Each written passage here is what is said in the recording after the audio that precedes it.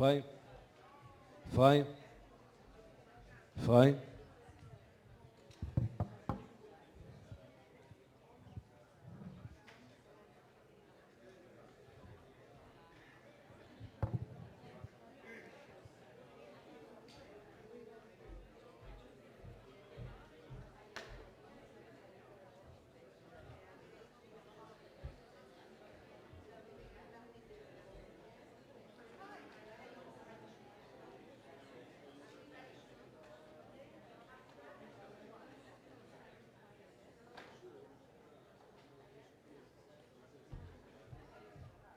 Shalom, buenos días. La gente de habla hispana que necesita traducción, los aparatos están arriba donde dice Spanish Translation.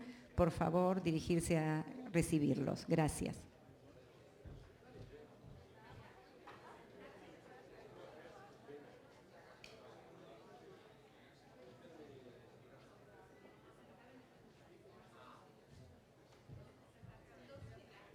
Fíjense que hay dos filas atrás que dicen cartelitos Spanish Translation. Hay que sentarse en esos lugares, por favor. Gracias.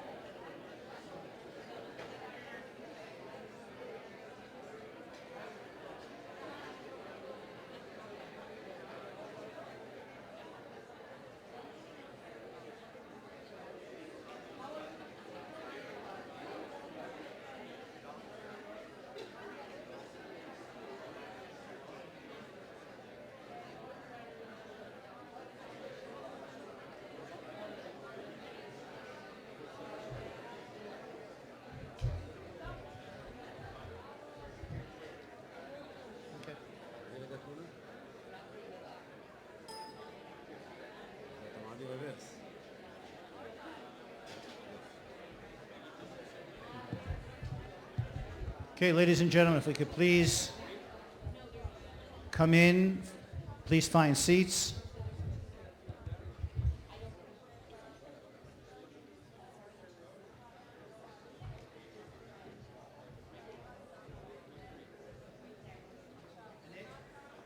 Sit there, I'll call you up. Okay?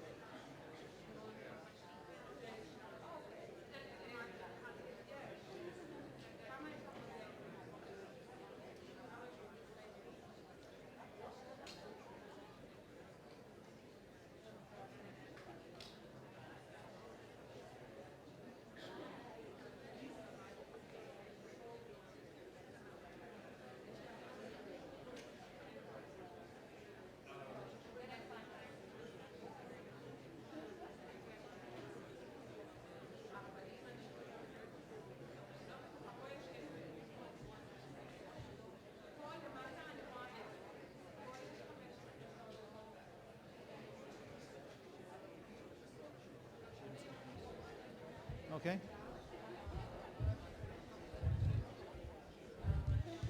Okay, ladies and gentlemen. Boker Tov. How are you?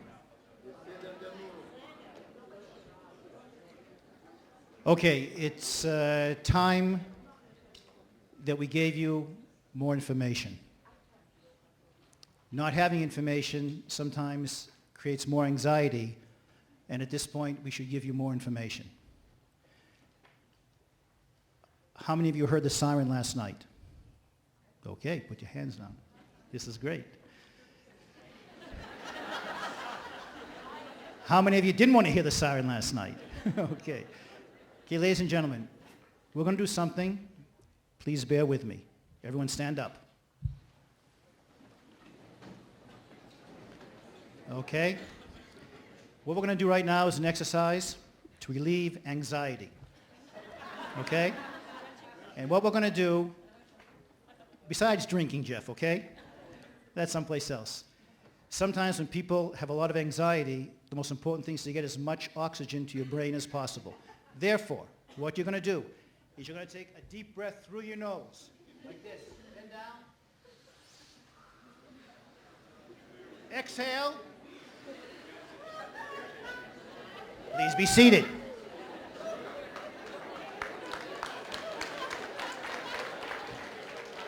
We haven't finished.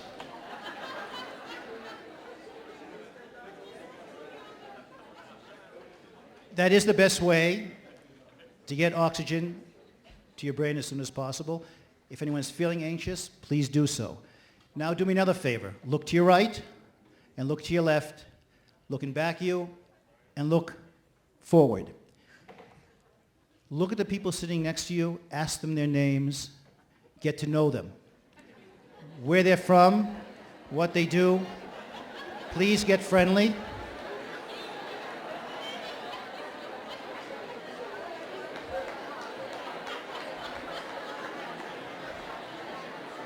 Okay, that's enough friendliness. Thank you.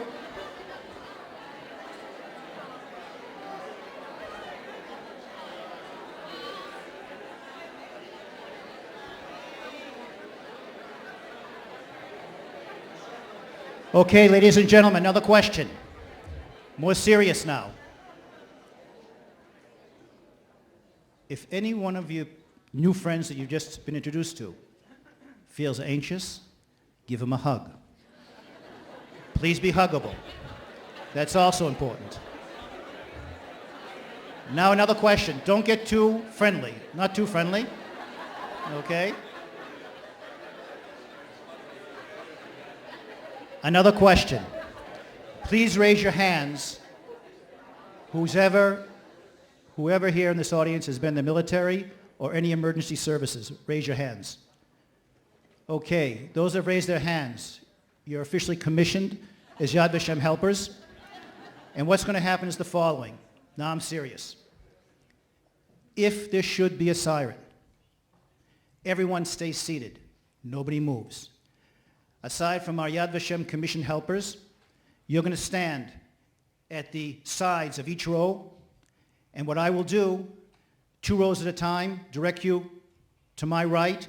Down this corridor is a secure area here. It's underground. It's right near our Hall of Names. That's where you're going to stand there until the coast is clear.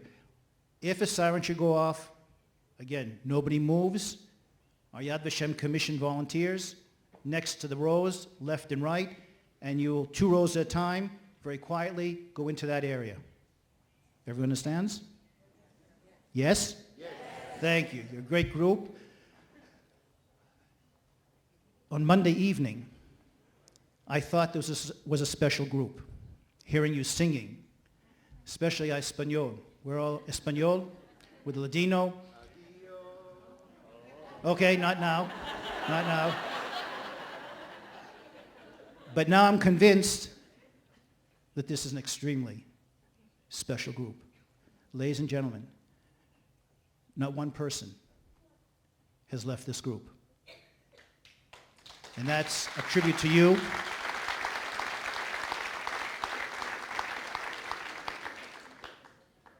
And I see you not just as Holocaust educators, but first and foremost as educators.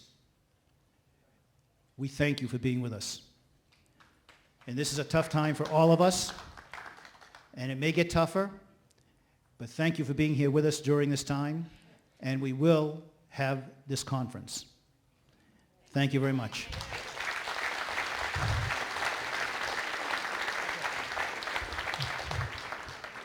Okay, that brings us to the morning session. I want to introduce 3 colleagues. Shulamit Imber, please come up. Our Pedagogical Director of the International School for Holocaust Studies. Professor Annette Insdorf, Columbia University. And where is Liat? Liat Benhabib, from our Director of the Visual Center here at Yad Vashem.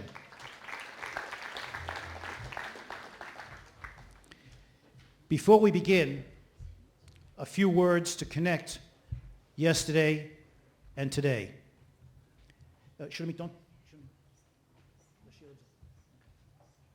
I have 2 jobs today, chairperson, moderator, so I gotta.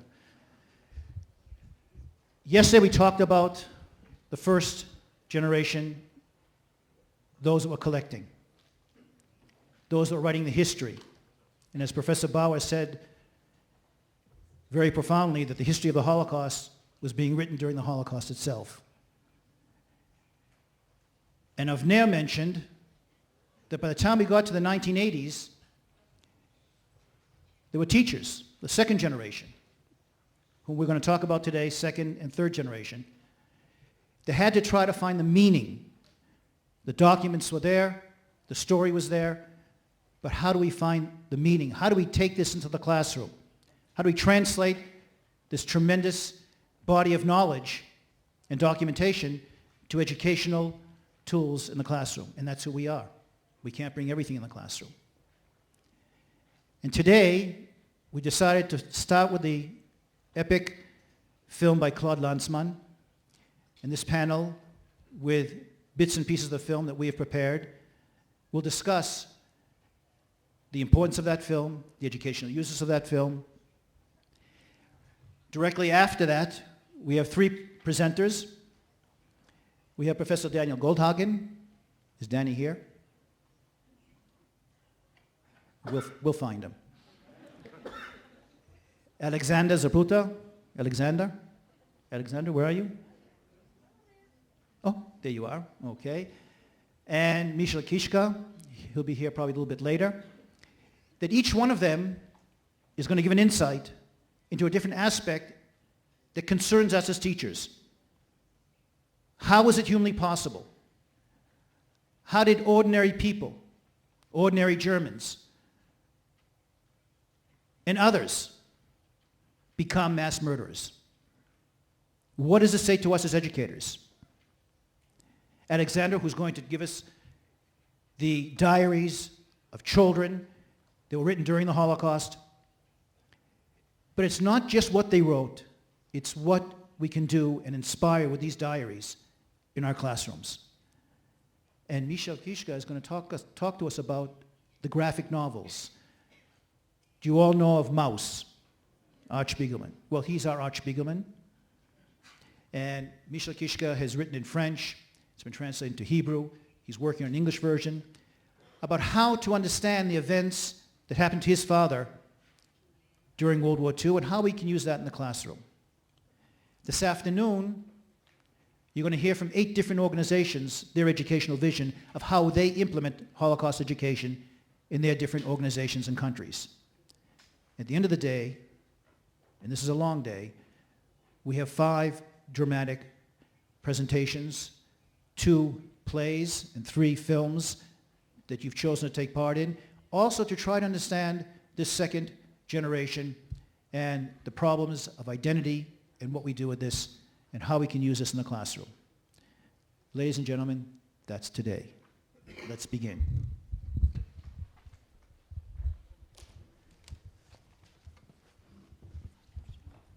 I got everything.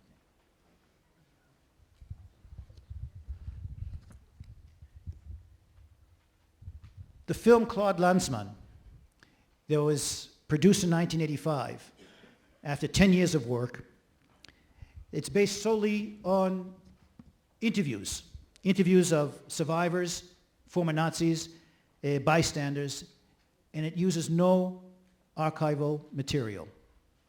The interviews are not presented chronologically, but rather with a poetic relentlessness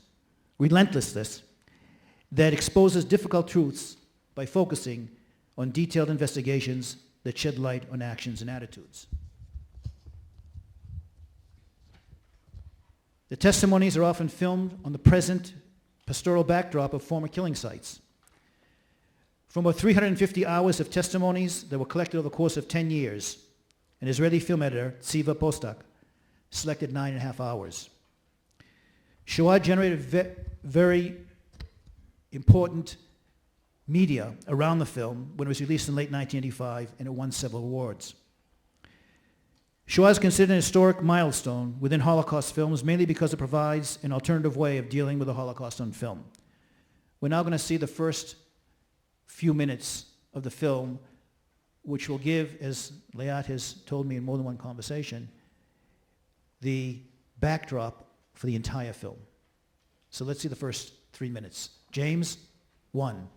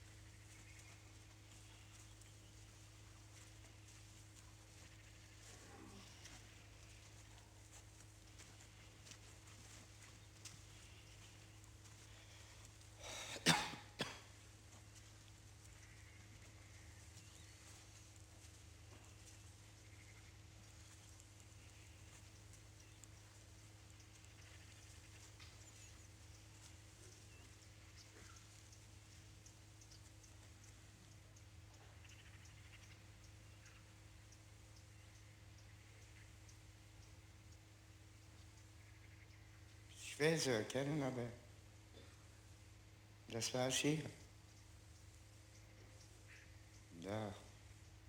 Da waren gebrannt Leute, viele Leute waren hier verbrannt.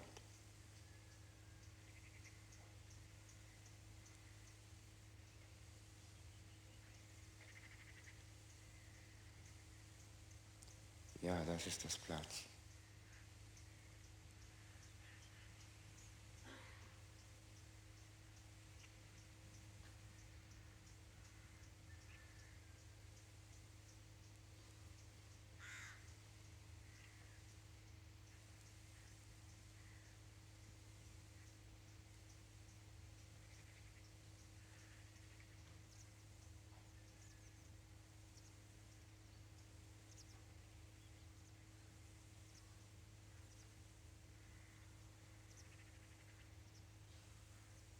Wer hier reingekommen zurück, hatte schon keine Wege gehabt.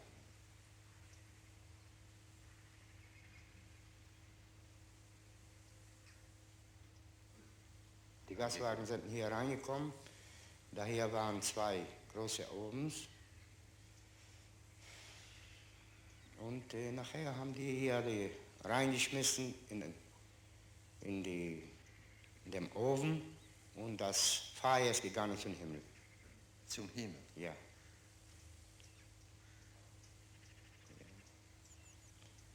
Das war furchtbar.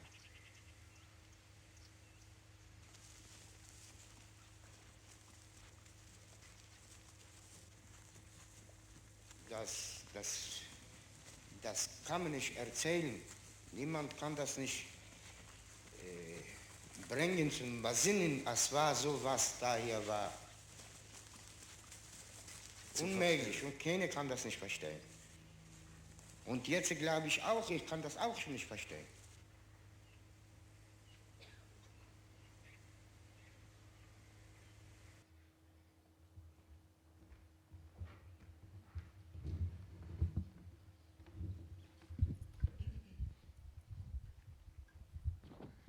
My first question is to you, Annette. Can you please elaborate? It works, don't worry. Hit the top of it. Can you please elaborate upon the cinematic language of the film Shoah? What is so unique about this film in terms of the cinematic means Lanzmann uses? And how was this film received at that time? What you have just seen is the perfect introduction to Lanzmann's aesthetic of discomfort, if I can coin a phrase. He does not make it easy for anyone to enter the world of Shoah. He doesn't identify that this gentleman is actually was a boy in that space, and that space is Chelmno, where the first mass killings took place in mobile vans. In other words, from the very beginning, Lanzmann forces the viewer to work harder, and if Simon says it is impossible to understand, the next 9.5 hours will be devoted to Lanzmann's undermining of that very impossibility, because he forces, first of all, the witnesses, the bystanders, the perpetrators, and the survivors to voice whatever is possible, preferably in the scene where it took place. No voiceover narration, no music, no archival footage, and yet a cinematic structure appropriate to the absolute density and at moments incomprehensibility of what is being expressed. I believe it was Simone de Beauvoir who wrote after the film was first shown that Lanzmann's structure is musical. And I now feel this more and more as the years go by. When I first saw it, I took so many notes watching all 9.5 hours that I could barely grasp what the total picture was. After years of teaching Holocaust film at Columbia and elsewhere, I understand better that the editing room is where the actual shaping of a motion picture took place. And with my students, I always try to make them aware that with film, what is said is a function of how it is said. So that if traditional motion pictures give you a beginning, a middle, and an end, a film like Shoah has a circular structure. that returns, for example, to Simon and to Helmno later in the film. It has a structure that forces us to understand that events are not only linear, but cyclical. And the final thing that I have to point out quickly is it's a very long take at the beginning. My students get a little antsy when a take goes on for so long and nothing happens.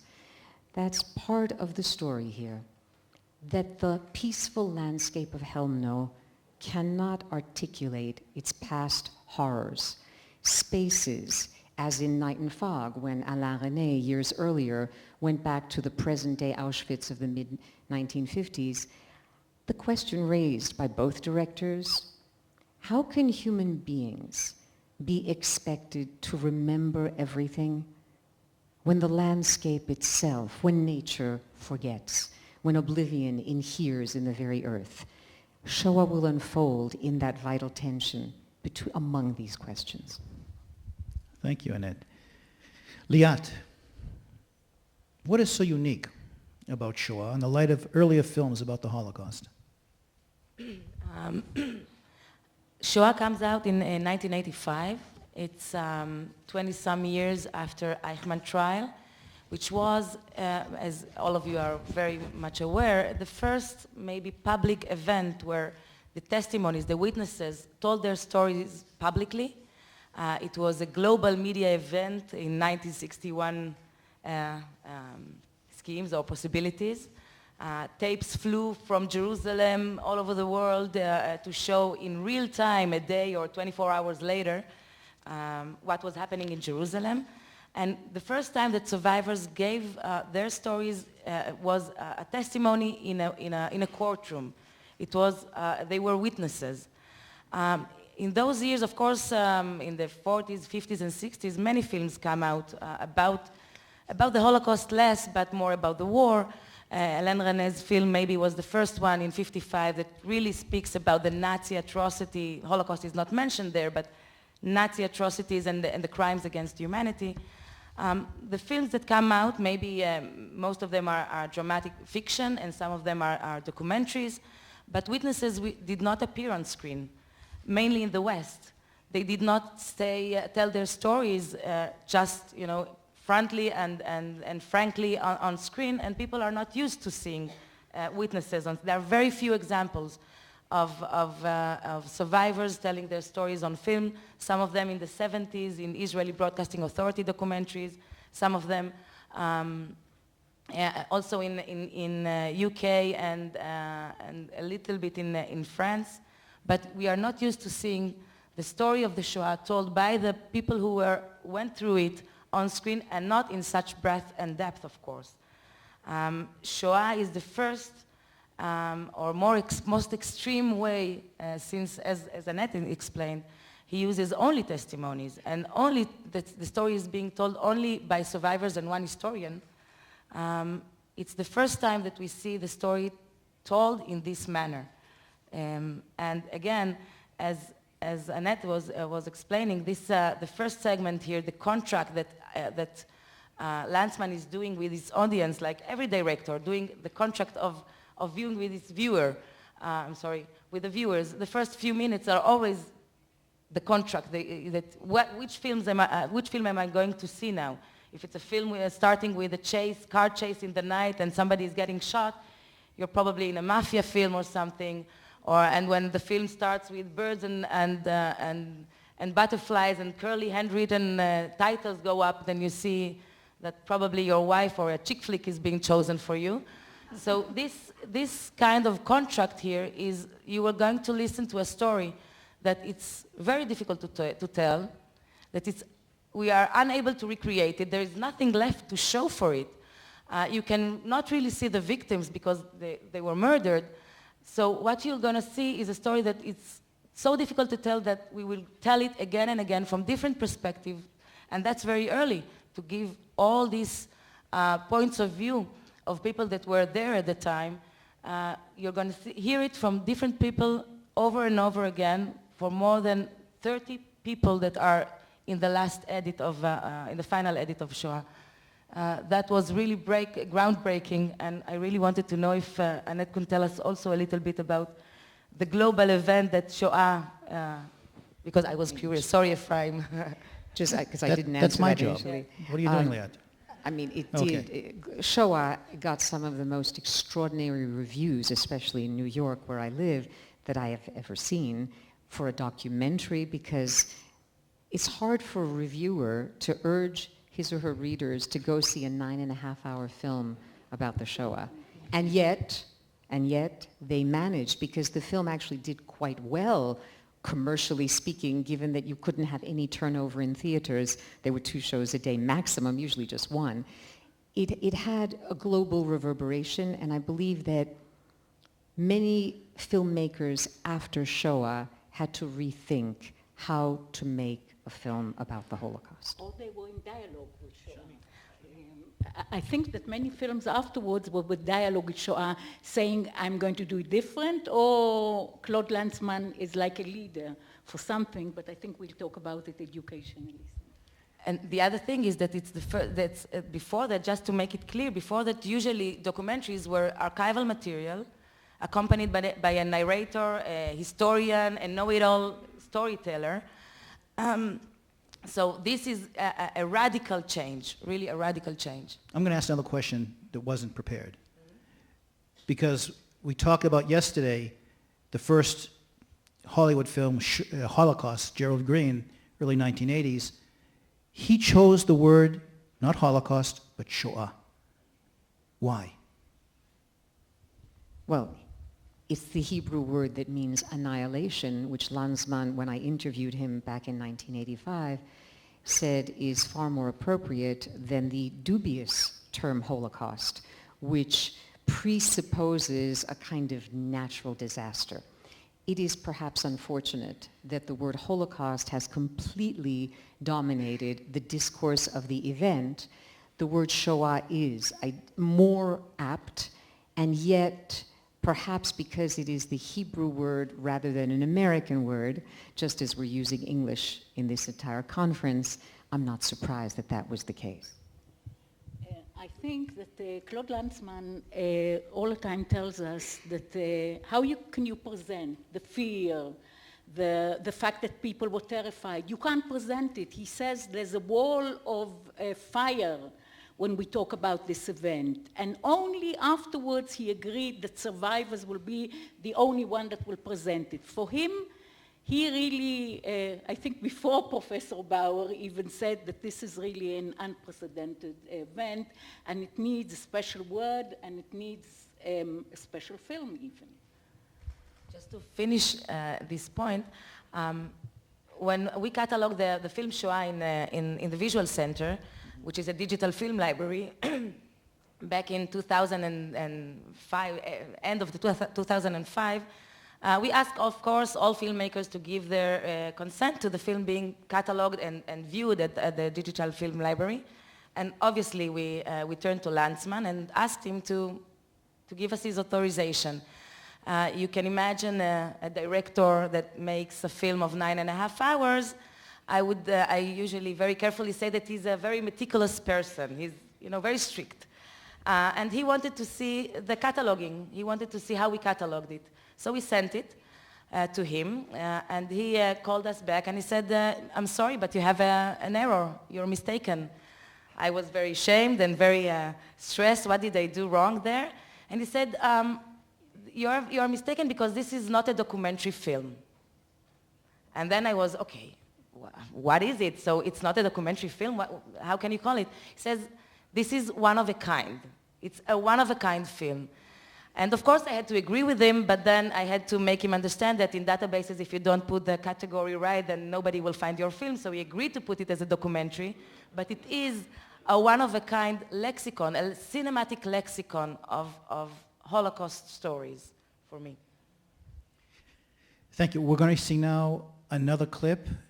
This is a very difficult one. This is Bumba, Avraham Bumba, in the barbershop in Tel Aviv.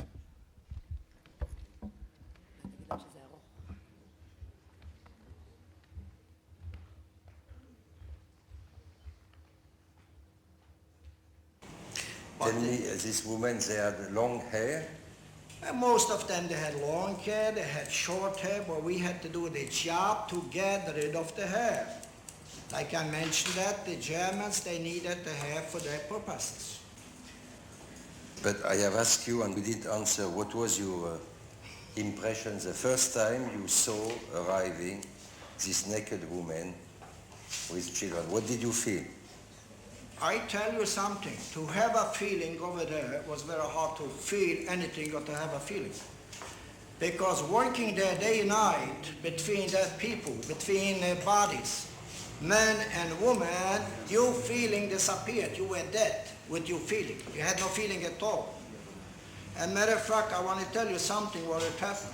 At the gas chamber, when I was chosen in over there to work as a barber, some of women that came in from a transport from my town, from Częstochowa. And from the women, from the number of women, I know a lot of people. You knew them? I know them. I live with them in my town. I live with them in my street.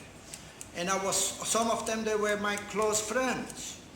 And when they saw me, all of them started hugging me. Abe, this and that, what are you doing here? What's going to happen with us? What could you tell them? What could you tell a friend of mine? He worked as a barber. He was also a good barber in my hometown. When his wife and his sister came into the gas chamber,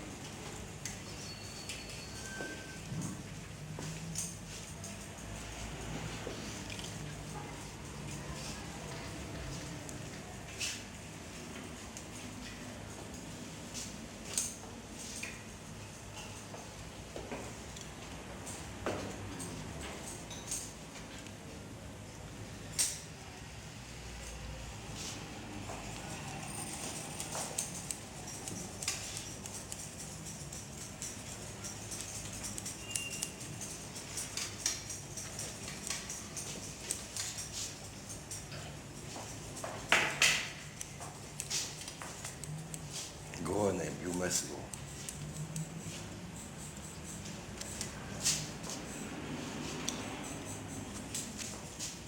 You have to. it's too hard. Please.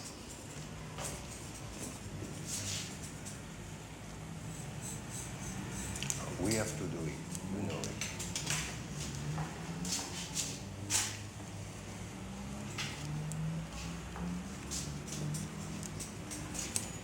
I won't be able to do it. You have to do it. I know it's very hard. I know, and I apologize.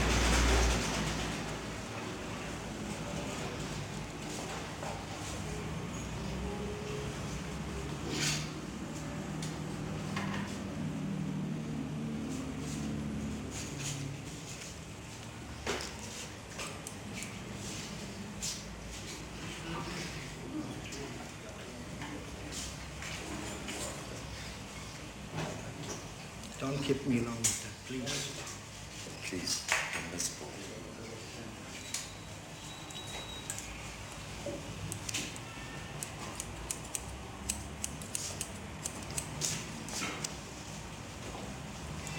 I told you today it's going to be very hard.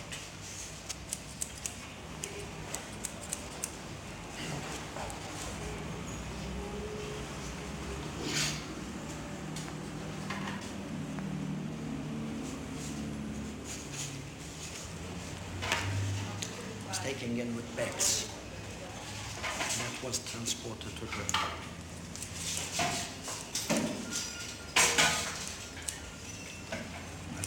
En Azami parts in zusammen. Man hat dieselbe Sache auf die Sonde in Deutschland auch.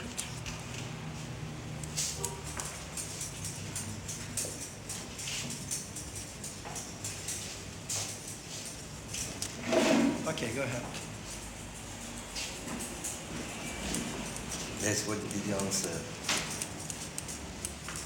when his wife and the sister came? They tried to talk to him and the husband, also from his sister. They could not tell them that is the last time they stay alive, because behind them was the German Nazis, the SS men. And they knew the minute they will say a word, not only the wife and the woman, which they are dead already, but also they will share the same part with them. But in a way, they try to do the best for them, to stay with them a second longer, a minute longer, just to hug them and just to kiss them, because they know they will never see them again.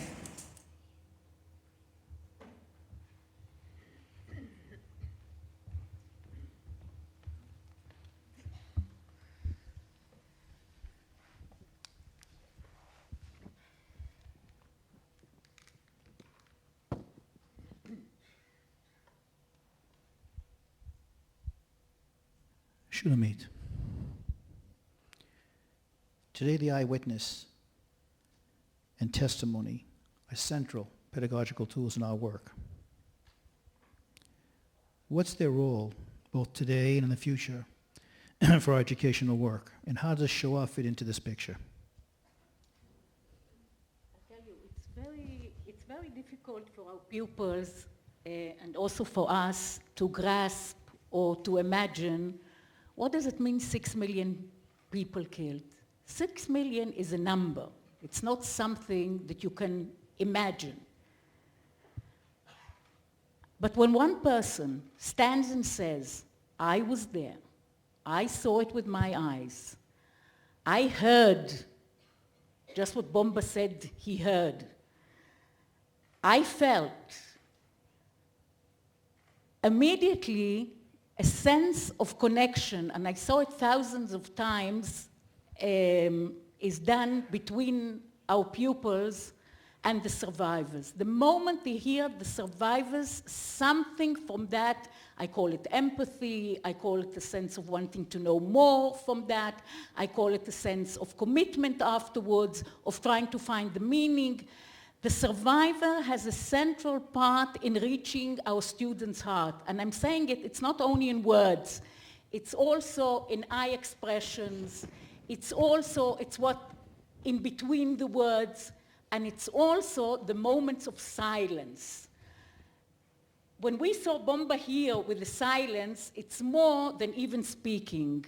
And I was thinking to myself, there's a phrase in Sefer Michel that's called Kamayim Panim Lapanim Ken Lev Ha'adam, which is as water reflects one's face back to one's face, so does the heart of one man to another. And I think that this phrase is exactly what survivors do to us. It opens the heart, and many times when we begin with the survivor, when we begin with this personal story, we can dig much more, I think, into depth. But Claude Lanzmann does much more than that.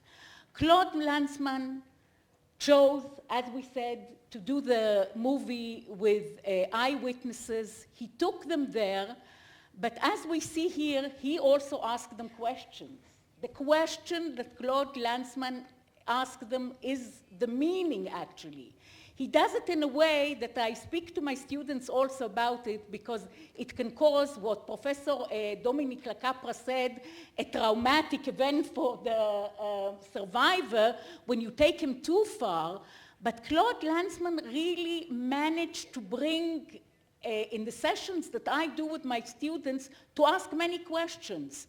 And the meaning of the Holocaust, and this is the difference between yesterday, that we called it the collection, and trying to find the meaning. Claude Lanzmann, when he asked Bomba, what did you feel? How did you react when you saw it? Or Serevnik, asking them all sorts of questions, I think challenges our students to ask themselves questions about their world also. And we're talking actually how you transmit many of these human things to our students' life. But I think he did something that's very unique. He surprised us. With what did he surprise us and our students? He doesn't only bring the eyewitnesses to the places that they testify and doesn't only ask them questions, he brings Serevnik to sing, and we didn't see this scene here, to sing when he really floats there on the canoe. Now, when he's singing, how do we associate singing? Singing is usually when we're happy. Singing is usually in festival. Singing is associated with something very happy. Serevnik tells us that he had to sing in order to amuse the Nazis, and this is why he lived. I can tell you that this leaves us very uncomfortable, and our students begin asking questions. Was this the method? Now we understand what it means to dehumanize a person. The method of dehumanization has to take away from the person any sense of what's to be a human being. And by showing, so it questions the method, it questions the victim's response. Let's take Bomba. He gives a haircut. Here in Cholon, we hear even the scissors. When do you take a haircut? You take a haircut before an event. You take a haircut when you want to tidy yourself in a normal world.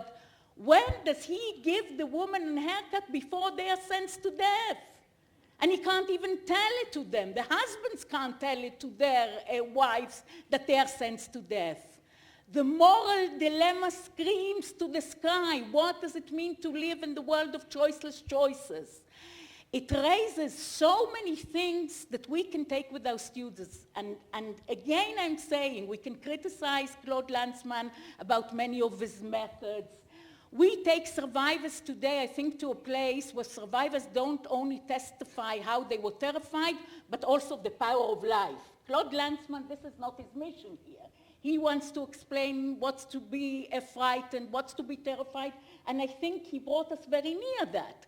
I think that we today went, further, and we tried to find in the survivor also a lot of hope and strength of life, which is another goal, but I think that he did a lot of work, and I can tell you something. Israeli students were taken in 11th grade twice to see Claude Lanzmann, once for 4.5 hours, then for 3.5 hours, and I think it shaped a lot the generation of the 80s here in Israel with a lot of interest in the Holocaust because of this movie that they saw. So the benefit of that is a great deal. Thank you, Shulamit. A question, an educational question. This is a 9.5-hour film. Today we have a generation that if you watch 2 minutes, we're lucky, on YouTube. And how do we use, or can we even use a film like this now in the 21st century? Personally, I think that it has never been easier to watch films of great duration because it has never been more pervasively available. You can watch on an iPhone, iPad. I mean, there are countless ways in which students are now being asked to watch film. I cannot show this film in my class. My class at Columbia meets once a week for 4 hours, and unless I want to devote a third of the semester, it won't happen. I can tell them that they must watch the DVD, which is very easy, and I believe that you do not have to see the entirety of Shoah to understand what this film is going for. Even today, there must be people in this audience who either never saw the film or saw it so long ago that it's hard to remember how each of these fragments fits into a totality. I can tell you that it's important, given what Shulamit just said, to understand reenactment, that word, because that's, as many of you might know, a dirty word in terms of documentaries. I, for one, when I watch a film that purports to be nonfiction, bristle when I see actors reenacting something that supposedly took place during World War II. What Lanzmann does is he has the individual survivors reenact, so that the little boy Simon is now a grown man singing the song that saved his life. And he, when I interviewed him, said he had to make Bomba cut the hair while he was recounting the tale, because cutting hair is the physical action that he did in the past. So he is reenacting. But I think the power of what we just saw, and my students have commented on it, is the opposite of the effect that Shulamit described, screaming to the skies, that can be the effect inside us.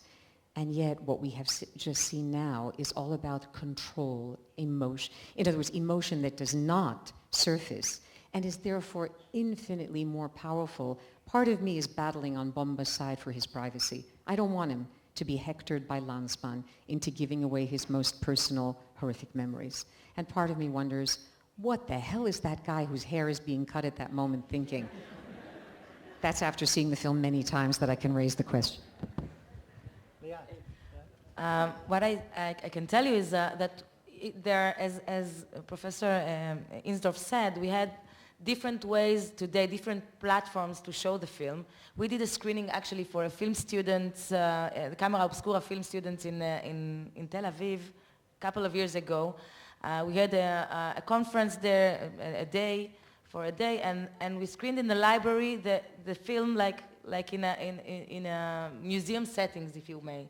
People could go in and go out. It wasn't a hall, a cinema hall that you go in and it's dark. It was there. It was in daylight. It wasn't sitting in the dark. It's another thing. And getting into this dark world. So you can facilitate it more, and people can reach out for it more easily now if you can give it to them in different settings. And of course, the way of I know that teachers in high schools, in my days it was to put the VHS and then you can go out to teacher's room and have a coffee. But no, I think that, everybody now uses film in different ways and knows the power that it have. Even now, I was watching you while the screening was going on, and when Lanzmann basically was preparing the film for the YouTube age maybe, because you can really see segments, and if you want to illustrate as a teacher something, as Shulamit said, something that happened in particular camp or something that people had to go through in camps, you can choose, but the difficulty is here to choose and to cut.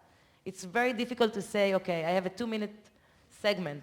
When we were preparing the segments here, we were fighting. No, it's 6 minutes. It's more than 6 minutes, the segment that we just saw of Bomba. But you were all almost through it all until until he's silenced. You were sitting there mesmerized to the screen. So it is a possibility also to use segments illustrating, but you have to know that when you take out, it's like a quote from a book. You take a quote, you have to put it in context, you have to give it something, to choose wisely something that will not be just a cutout from the film. Look, Claude Lanzmann had a name. He told us, if you want to be serious, you want to go through a process, you will sit 9 hours. And it happened also. I didn't see the movie for a few years. I used to use it a lot. And when we decided to bring it this morning as the opening, it took me time to get into it. But Paul Salmons, you taught me something. And this is an opportunity to say. When I gave a presentation, you remember, about life before the Holocaust, and I said, let's do it relevant, that youth should learn about Jewish youth before the Holocaust, because it's relevant that they should see young people. And you told me afterwards, well, maybe we have to educate our students to see an older person on the screen, one who doesn't talk exactly the language that they talk. Let's educate them to see something not only like this, not only environment, and I learned a lot from that. And I don't know what you think about 9 hours of Claude Lanzmann, but I'm thinking to myself, and it's engaging also for tomorrow. Tomorrow we're going to talk about how in the area of technology that everything is, in 1 minute, if you don't get the idea, you're out already, and everything is shortened, and that's the language today. How do we teach something that we wanted to reach the heart and to reach it intellectually and to do a process of finding the meaning. I think that this is an opening for our question tomorrow, and tomorrow in the round tables, it will be very interesting to hear, is Claude Lanzmann totally out because he says, you need to see the faces, I want you to sit, I want you to go through a process, I want you to hear the human story, I want you really all what's in this movie here. Are we giving all this away because we're moving now very fast to an area? And I think it's very much related also to our question tomorrow about where is the fourth and fifth generation moving to. Thank you. The film Lanzmann is multi-layered. We have survivors, we have bystanders, the local population, we have perpetrators, the German perpetrators, the interviews. And the question is, how do we relate to each one of those facets? We're going to see now the piece where Lanzmann is photographing Sochomol, Franz Sochomol, that asked not to be filmed, but he got filmed. And we're going to see just a small piece of Franz Sochomol, who was a guard at Treblinka.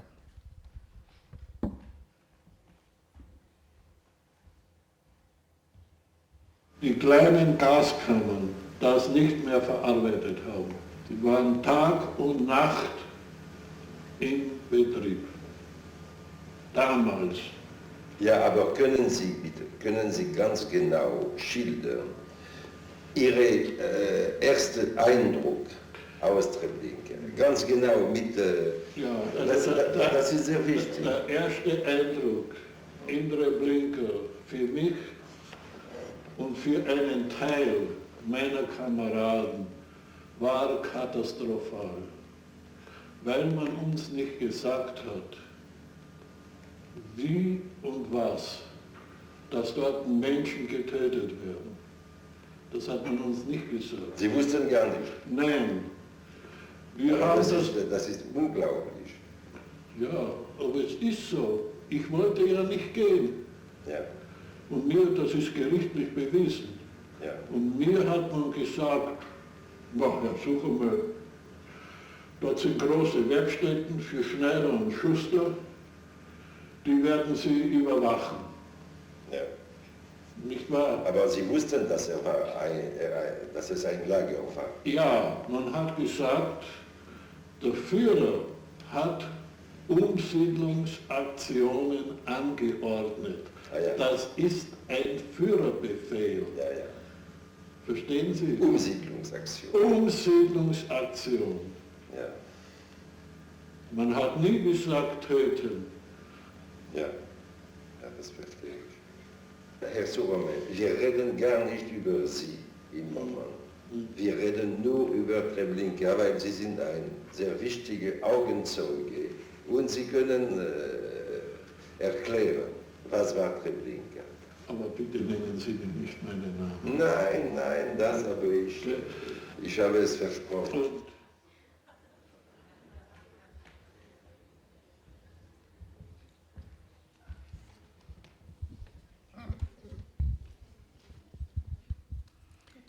This piece is very problematic from more than one perspective.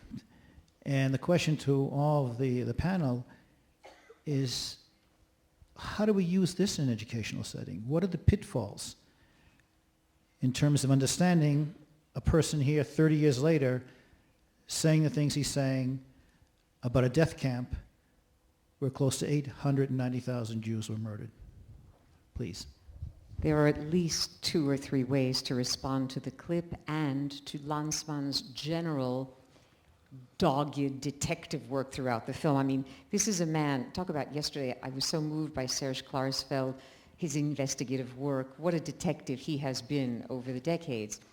In the course of filming Shoah, Lanzmann coaxes, needles, prods, hectors, and he sometimes makes me as uncomfortable as the person he's interviewing because it's an invasive or intrusive way of being. He also occasionally moves the camera from a long shot or a medium shot into an extreme close-up where I feel that the privacy of the individual is invaded, more so obviously with a survivor than with Shulamit. But what you're seeing here, the bad quality, the graininess, and the cut to the van where they're looking at the video monitor, this is stolen footage. In other words, the person on camera did not consent, A, to having his name be used, and B, to being on camera. When I interviewed Lanzmann, I asked about this. He was so proud. He could not have been happier. He said, my arrogance, the Nazis lied to the Jews when they put them into the trains. Why shouldn't I lie to a former Nazi? Okay, but when I teach my students about the ethics of filmmaking, I have to acknowledge that there's something a little bit wrong with this picture in terms of the supposed responsibilities of a nonfiction filmmaker towards a subject. Maybe the circumstances of this particular historical event and process are so extraordinary that they warrant the breaking of traditional filmmaking rules. And here the uniqueness of Shoah needs to be acknowledged. On the other hand, had we another hour, I would voice my own perceptions about the severe limitations of Shoah as a motion picture in terms of, well, look, there are 3 women on this panel. Not me. No, 3 women here, right? There are no women in the clips we're seeing because there are very few women in Shoah. There were plenty of female survivors who could have been interviewed. And I grant that one of the reasons is primarily male survivors is that Lanzmann was correct to go for those who had been in the work commandos, the Jews who had been forced to do certain physical things which enabled their survival. On the other hand, there are articles, for example, Frances Bartowski wrote an article, where she said that the absence of women in Shoah is something that has to be acknowledged, and that when she interviewed Lanzmann, she found him condescending and patronizing. Those were her words. And by the way, he had an agenda. There are no Polish people in this film depicted unless they have some degree of guilt. There are no righteous Gentiles. There are no educated Poles from the cities who would never have said the things that the peasants from the countryside of Hillman, for example, do say. So we always have to know what is a filmmaker's agenda, how well has he or she fulfilled that agenda. Lanzmann did a great job, but there are times when I find his agenda questionable. What I can add to that is,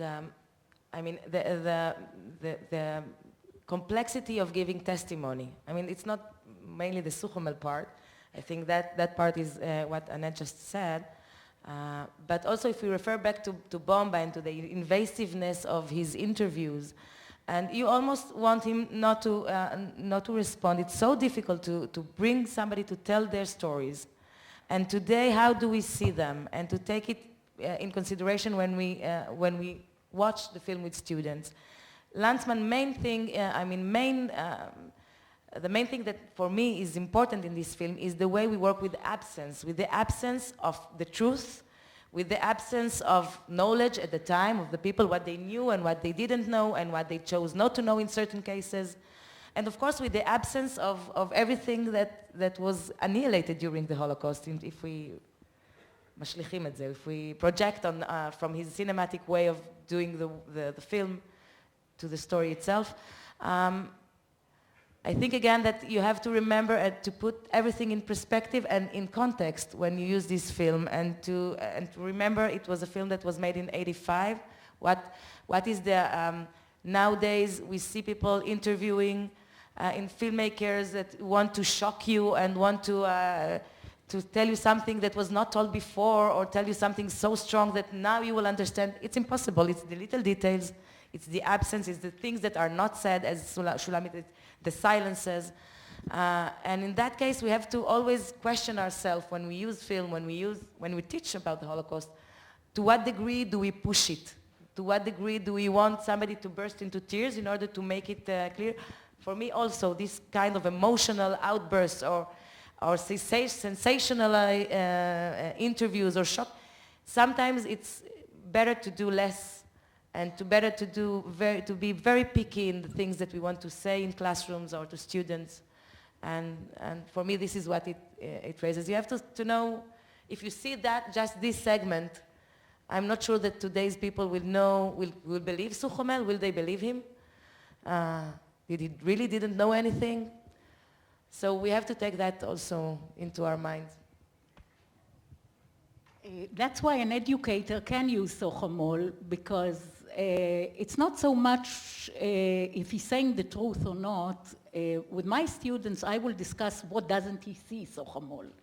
What didn't he see in the past, and what doesn't he see today? He talks like an outsider, and the fact, yesterday we raised a lot of question, how is it humanly possible, and we're going to have Daniel Goldhagen speaking to us soon about it. And we actually said, well, look, this is the biggest question and there's no answers. I think that something is developing in the fact. Two survivors in the movie say, we were invisible. They didn't allow us, the Nazis, even to say dead, and they didn't allow us to say crop. When we said these are dead people, they beat us. We had to call them Drek, and he says the word Drek. You know, to translate the word Drek is very, very difficult. I would say when you say to someone Drek, you mean he doesn't have any value, and it's even like a curse. And Ephraim said the curse loudly now, but I would. But that's the meaning of it. When you don't see the other. And we're teaching our students a lot today, and I think this is the way we're moving, in fact. What does it mean to see the other? For the students, it's important to see that Sochomol is a human being, that he wasn't born a monster. And it brings me to the poem of Dan Paggy's testimony. No, they definitely were human beings. Uniform, boots. How to explain? They were created in the image. I was a shade, a different creator made me. So the question of what does it mean to look, to see, and the question, I think that it brings us today. It's so easy not to look. It's so easy not to see. It's so easy. What does it really mean, and how easily you can be a bystander, and how easily you can be a perpetrator? And I agree totally that the scene that he does with the Poles there is I mean, things that I don't think today would be accepted in terms of that. But I think the question, the bigger question, if I can take the bigger question, is, what does it mean not to see? The Holocaust was done in the core of civilization, in the modern time, after the Enlightenment, when the assumption was that if you're educated, you also have morals. And the fact that that still the question is, what's to take responsibility? What is to see? What is, when we study the Holocaust, when we talk about the generations today? So it's not about slogans, like we were talking yesterday. It's really taking things like this and discussing it with our student. What doesn't Sochomol see? What didn't he see in the past, and what doesn't he see today? And this irritates us, I think, because you're waiting for, you say, okay, so many years, so where is the process? Where are we moving? And really to examine the societies, the way we're teaching the Holocaust, we're taking responsibility on the past and on the future to see the other. I think that this is a very important thing. We're going to end this panel with one last clip, and that's the historian Raoul Hilberg, who is the only historian mentioned in the Lanzmann film. So we're going to see this last clip.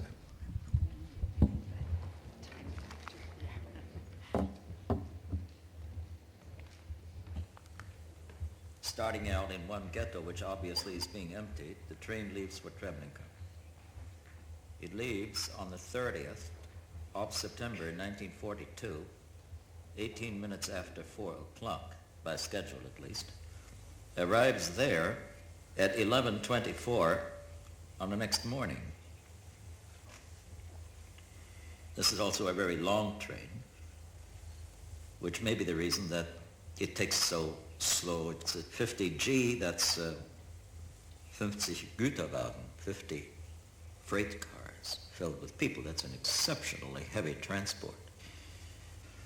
Now, once the train has been unloaded at Treblinka, and you notice there are two numbers here, 11:24, that's in the morning, and 15:59, which is to say almost 4 o'clock in the afternoon.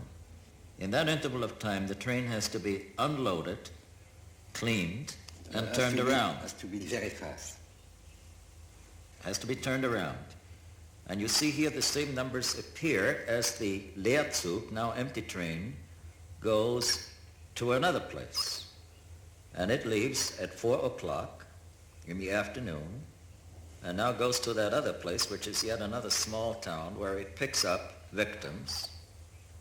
And there you are at 3 o'clock in the morning. It leaves on the 23rd at 3 o'clock in the morning and arrives there the next day. But what is astonishing, it seems to be the same train, as a matter of fact. It is the same, this is quite obviously the same same. which gets The number, every time another number. The number has to be changed quite obviously, correct. Then it goes back to Treblinka, and this is again a long trip. Arrives in Treblinka, now goes back to yet another place. And the same situation, the same trip, and then yet another, goes to Treblinka, and then arrives in Czestochowa on the 29th of September, and then the cycle is complete. And this is called a Fahrplananordnung, and if you count up the number of not empty numbers, but full ones, PKRs, there is one, there is one, here, But why? that's 2, Why is that's that, 3, that's 4. Why is We it- may be talking here about 10,000 dead Jews on this one Fahrplanordnung right here.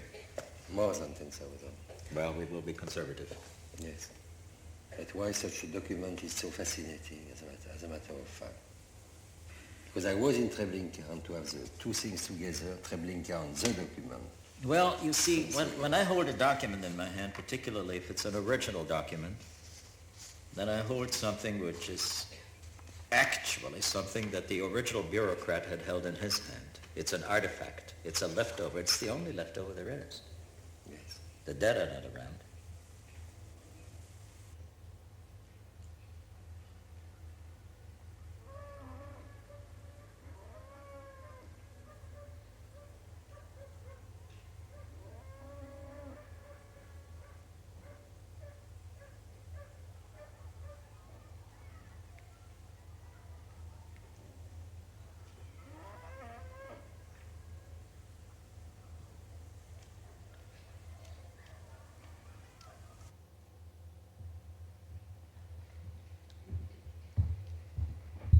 I'd like to thank Liat, Annette, and Shulamit for this very thought-provoking session. Thank you very much.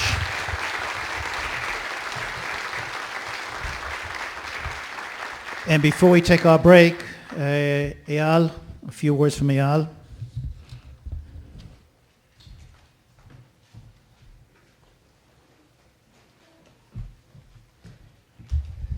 Good morning, everyone. I understand that you had a busy night. Some sirens, many of you watching the World Cup. I'm not comparing, of course. Ephraim have talked to you a little bit about the situation and gave some instructions. I want to make my additions to these instructions and to make sure that we're okay. Nothing has changed, by the way, nothing that we know of. The situation is the same. So let me just start. It's gonna 1 minute. Let me just by saying that you probably heard the news, and the situation in the southern parts of Israel has gone worse in the last 24 or 48 hours. And as you felt it on last night, it has some effect on various cities around Israel. And we may be hearing a siren during the night, during our stay here. It's not probable, but it's possible. So in such a case, I would like to give you maybe 3 tips that are general tips and can be applied in anywhere you are. And either it's here or in your hotels or outside in the city walking, or in the Yad Vashem site if you choose to walk around. So these are the 3 tips. The first one is relax.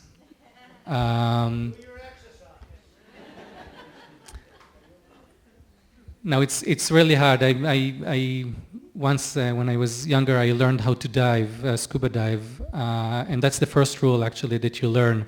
If you have any kind of technical problems with your equipment, the worst thing you can do is start, getting into history, etc.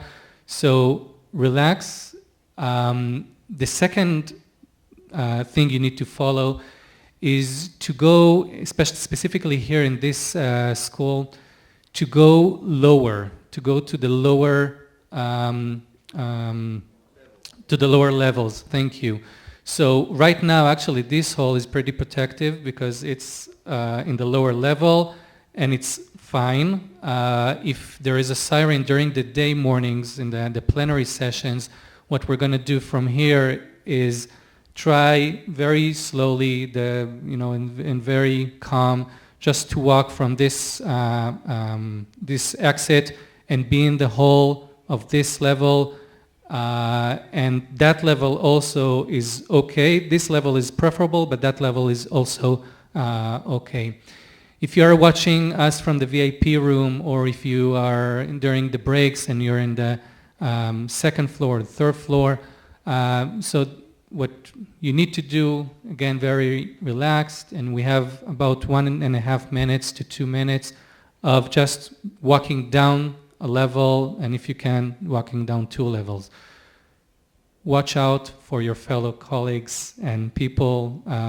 There is more probability that you'll step over someone, or that you'll, roll down the stairs, knock on wood. No, don't do that.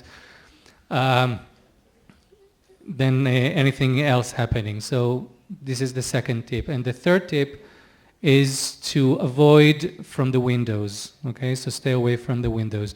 So again, if you're in the 3rd floor, the first thing, and you're in one, or in the workshops and you're in a classroom, the first thing you do, relax. You go out of the class, you stay out of the windows, and you just go downstairs. If you're walking in the site of Yad Vashem, the same thing. You find a building and you just enter the building. Okay, the museum is safe, the commemoration hall, everything is well under the guidance of the Home Front Command. In the hotels, the same thing. If you hear a siren, first of all, get updated with the specifics of each hotel, because each hotel will get, specific recommendations. But the general tips apply as well. Just go out of your room, go to the halls, and if you are in the upper levels of the hotel, go 1 or 2 or 3 levels down. Don't use elevators, by the way, here as well, but just go down through the stairs, and just follow these 3 steps. I want to reassure you that we're here with you. We will send you updates as far as we know, if we have any new updates to send. We have the constant dilemma. By the way, this is a dilemma for us as well. It's not, we're all here together. How much to deal with this? How much to send information or deal with the information, and sometimes there's no new information. No one knows, and then if you keep sending and dealing with the information, you create the fear or the tense. and that's a dilemma. So if we have new information, and again, all of you got an email yesterday, and our representatives were in the hotels yesterday night. We sent people, and we'll keep doing so in order to reassure you and to give you information and to be with you as much as we can.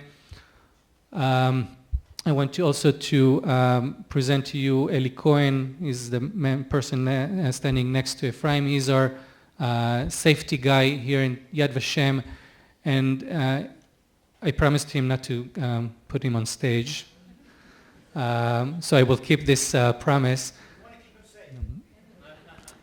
However, he's our contact guy, and he's in constant contact with all the safety organizations, IDF, etc., Homefront Command.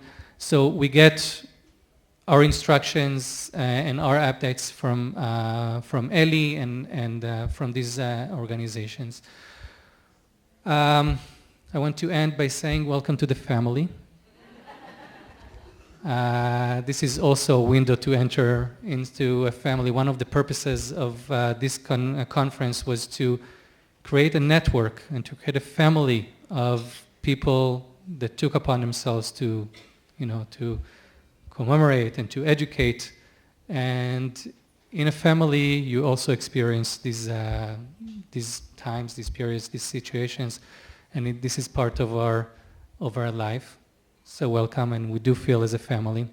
And if anyone at any stage feels uncertainty or wants more information or feels unsafe in any way, please do not hesitate to contact, to talk, or to call one of our guides, the people that you know. You can approach me at any time as well, Ephraim, and everyone else.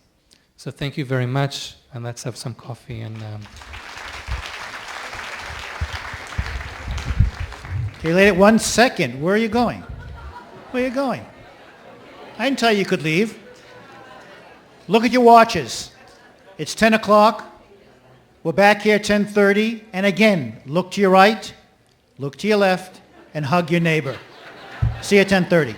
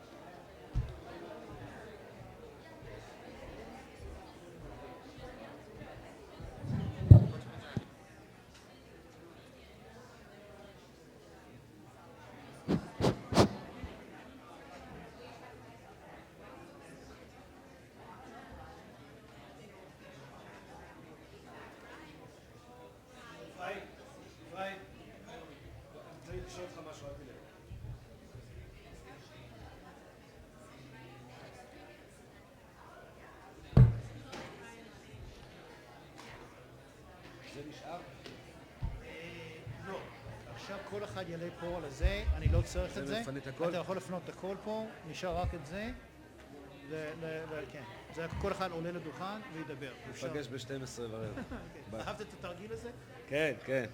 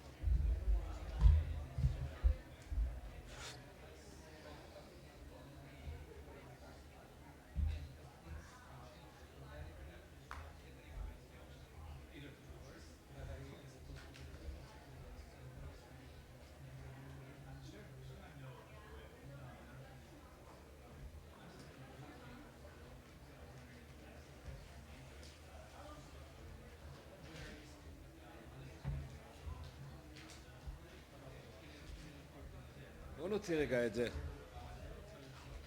בוא נוציא את זה רגע. לעכשיו לא.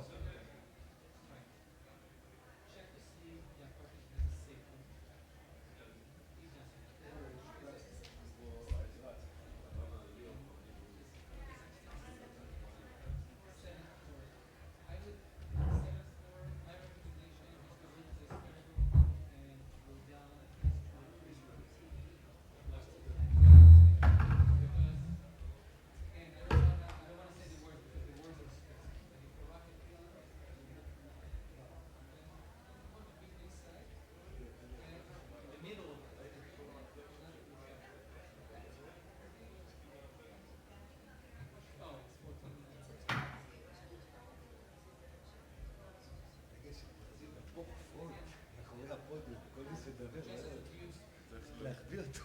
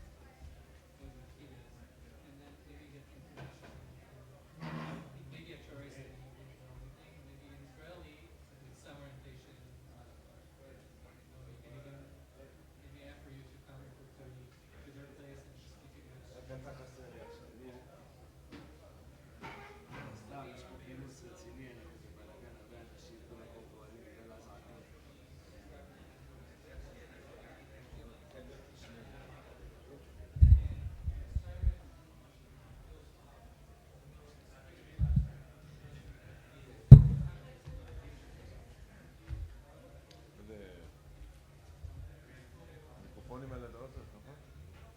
מה אנחנו עושים את זה? תחליט את המיקום של פורטוגל, של ברזיל. שנייה, ויטרן יעלה את זה למעלה. בארון, אחי, בארון. בטח.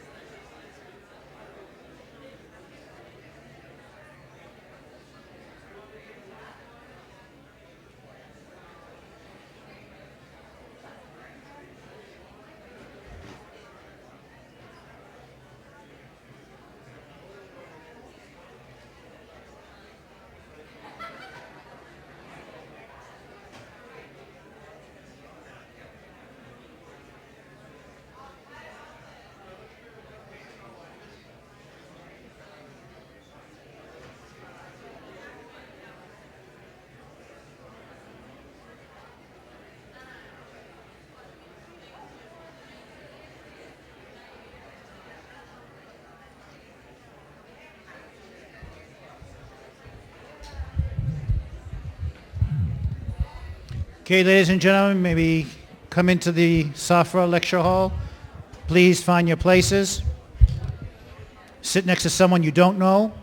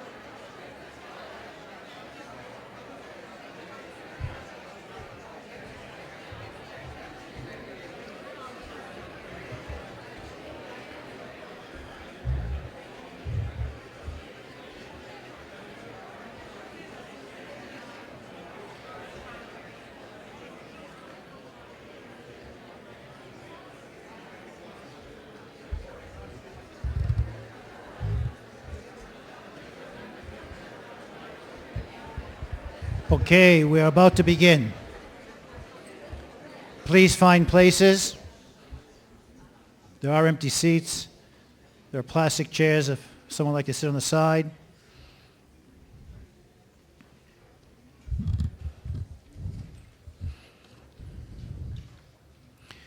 Okay, we're going to begin our next session. And I have the honor of introducing Gabriella Battaini-Dragoni.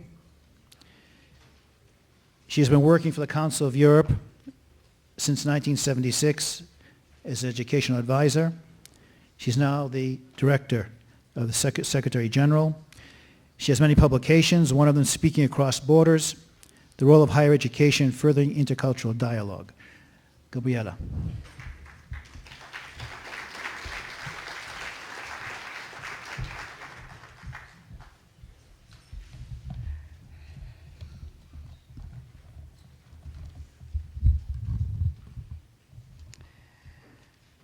Dear friends, good morning. Ladies and gentlemen, let me start by telling you how deep I am happy today to have this opportunity to be here with you, and all the more so since I wished to come to Yad Vashem for such a long time, and here I am today. It's a very strong emotional feeling for me. Throughout my career, work on remembrance has held a special place in my mind and in my heart. And my involvement in this field has brought me into contact with many remarkable persons and outstanding partners in this endeavor. Now I'm here as Deputy Secretary General of the Council of Europe, and I am all the more aware of the honor and duty of representing the Council of Europe in opening this plenary session. Dear friends, I was struck by the title of your conference, Through Our Own Lens, because I very much believe that cultural heritage is something like a prism with many facets through which our perspectives of the world today and of our place in it can be viewed. The Holocaust is a somber and tragic event or facet of European and world heritage. Certainly, it is part of our heritage that we would wish had never existed. But we cannot and must not believe that it can be polished away. Remembrance of the Holocaust is our duty, and remembrance can also be our saving, since only by accepting to look clearly at our world through this facet can we be confident in our fight to prevent any slipping backwards or any normalization of warning signs of future atrocities. For the Council of Europe, Holocaust remembrance is a particularly resonant part of our own heritage. Our organization was founded in 1949 in Strasbourg on the boundaries between a Germany and a France smarting or recovering from the wounds of the Second World War, and very close, in fact, to one of the Nazi death camps in the beautiful and peaceful Vosges Mountains. Indeed, today we are the only international organization with a Holocaust memorial on our premises, before which we gather every year to remember and honor the victims. The raison d'être of the Council of Europe was clear: to avoid any recurrence of the unspeakable horrors of the wars which had ravaged Europe and the world, and to continue to fight against the totalitarian ideologies of the first half of the 20th century and their corollaries of intolerance, division, exclusion, hatred, and discrimination.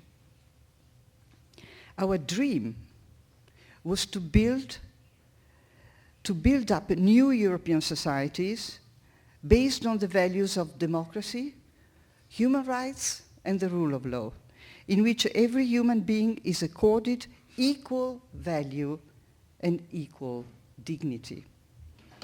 Today, 65 years later, we are proud of the solid and unique pan-European legal basis on which our action resides, namely the European Convention on Human Rights.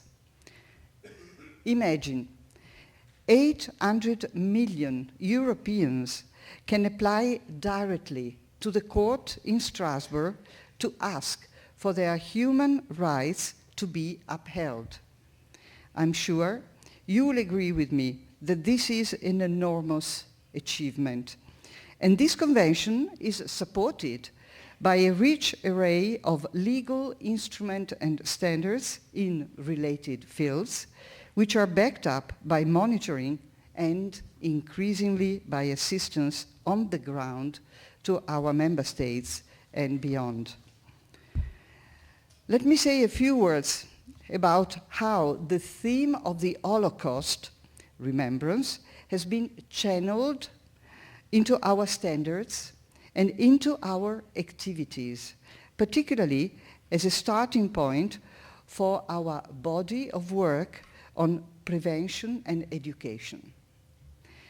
Since 1954, the European Cultural Convention has emphasized the importance of teaching the history of all its member countries from the starting point of the European dimension rather than strictly national, so as to foster mutual understanding. 50 states have now signed the convention, and they are involved, from policymakers in the ministries of education to teachers on the ground, in the program on passing on the remembrance of the Holocaust and prevention of crimes against humanity. Since 2011, the program has become cross-cutting in its nature, as it incorporates the dimensions of culture, heritage, youth, and the combating of racism and intolerance. Education is key at the primary, secondary, and university level. The work on cultural heritage allows, on the one hand, for a better grasp of the extent of the Holocaust tragedy, by exposing the cultural richness of European Jewish life before 1942, but also constitutes a tool for passing on this knowledge from one generation to the next. Dear friends, building constructed on solid foundations can resist earthquakes and other shocks, as well as the insidious damage caused by smaller shifts in the ground over time. Europe has chosen as the foundation of its building human rights, democracy, and the rule of law. These are its guiding principles for legislation, policy making, and every other action of the state. These principles are also valid for civil society and are applied in international cooperation. The freedom of thought, conscience, and religion, together with the freedom of expression, laid down in Article 9 and 10 of the European Convention on Human Rights, are cornerstones of our freedom. But despite These solid foundations, we cannot be complacent.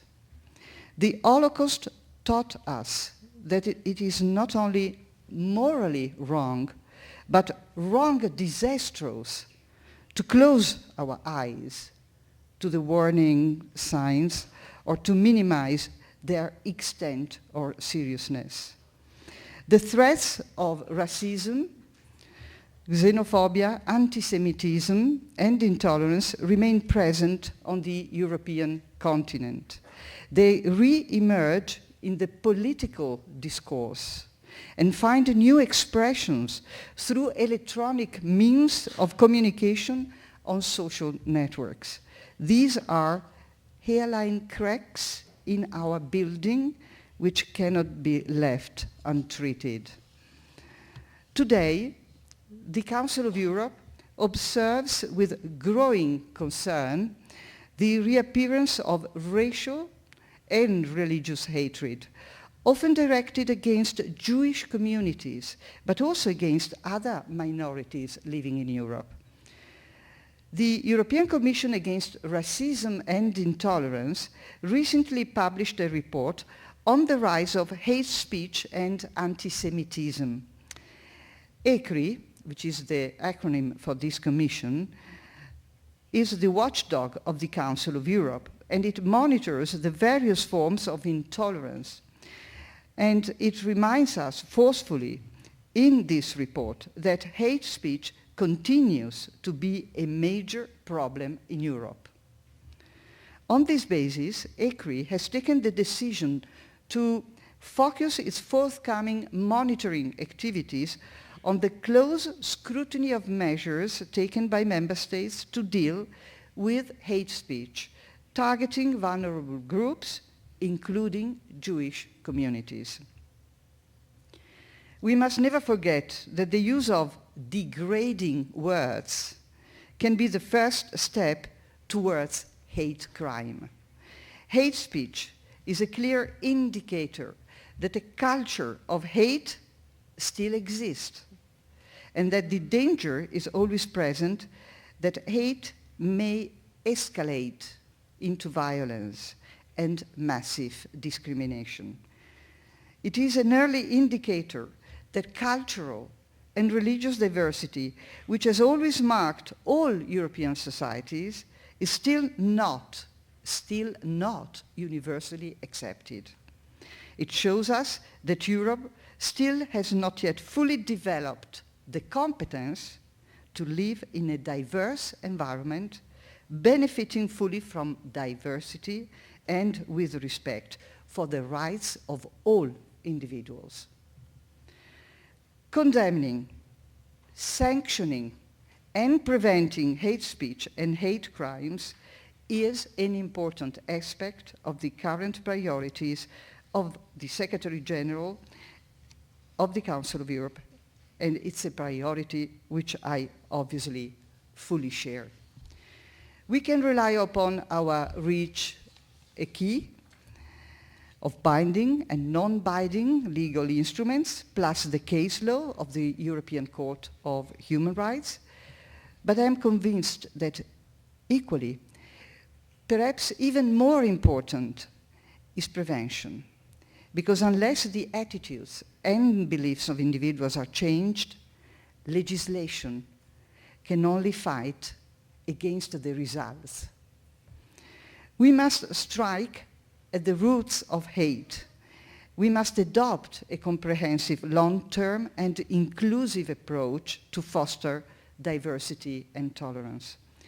Comprehensive because we need to heed the lessons of the early Nazi era, that discriminatory words can quickly lead to violent action, often with terrible consequences. Long-term, because it takes time to educate ourselves and our children on how to practice human rights, democracy, and the rule of law in everyday life. Long-term also because education is never quite completed. Each successive generation must be educated anew. And inclusive, because we can and must reduce confrontational politics and the banalization of racist and anti-Semitic discourse, which breed hate. We must ensure that politicians seeking votes, young people communicating via the internet, the media, the men and women in the street, we must ensure that all members of society accept as given the principles of human rights for all without discrimination, of social cohesion and of dialogue. Can we make it? I believe that we can. Working together across countries and continents, across political parties, across religions, beliefs and ethnic groups. Your conference, our conference, is a part of that process, and I wish you every success. So thank you very much for your attention. I give now the floor to Ephraim, who will introduce the three speakers, experts, and I'm delighted that I have this great opportunity to be sitting there and to listen to them. So we are going, as the program indicates, to listen in sequence the three speakers of today. Professor Daniel Goldhagen, I've heard a lot about you, as you can understand, so my ears are fully open to listen to you. Alexandra, Mrs. Zapruder, Alexandra, I was really struck emotionally by your work on children. And then Michel Kichka, who is closing this session this morning, but I prefer that Ephraim introduces them because you know them much better. So, dear friends, thank you very much for listening to me.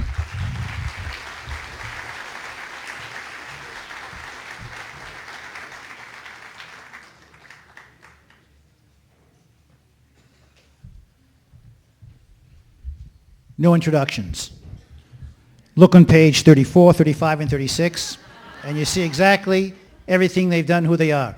Daniel, up and forward.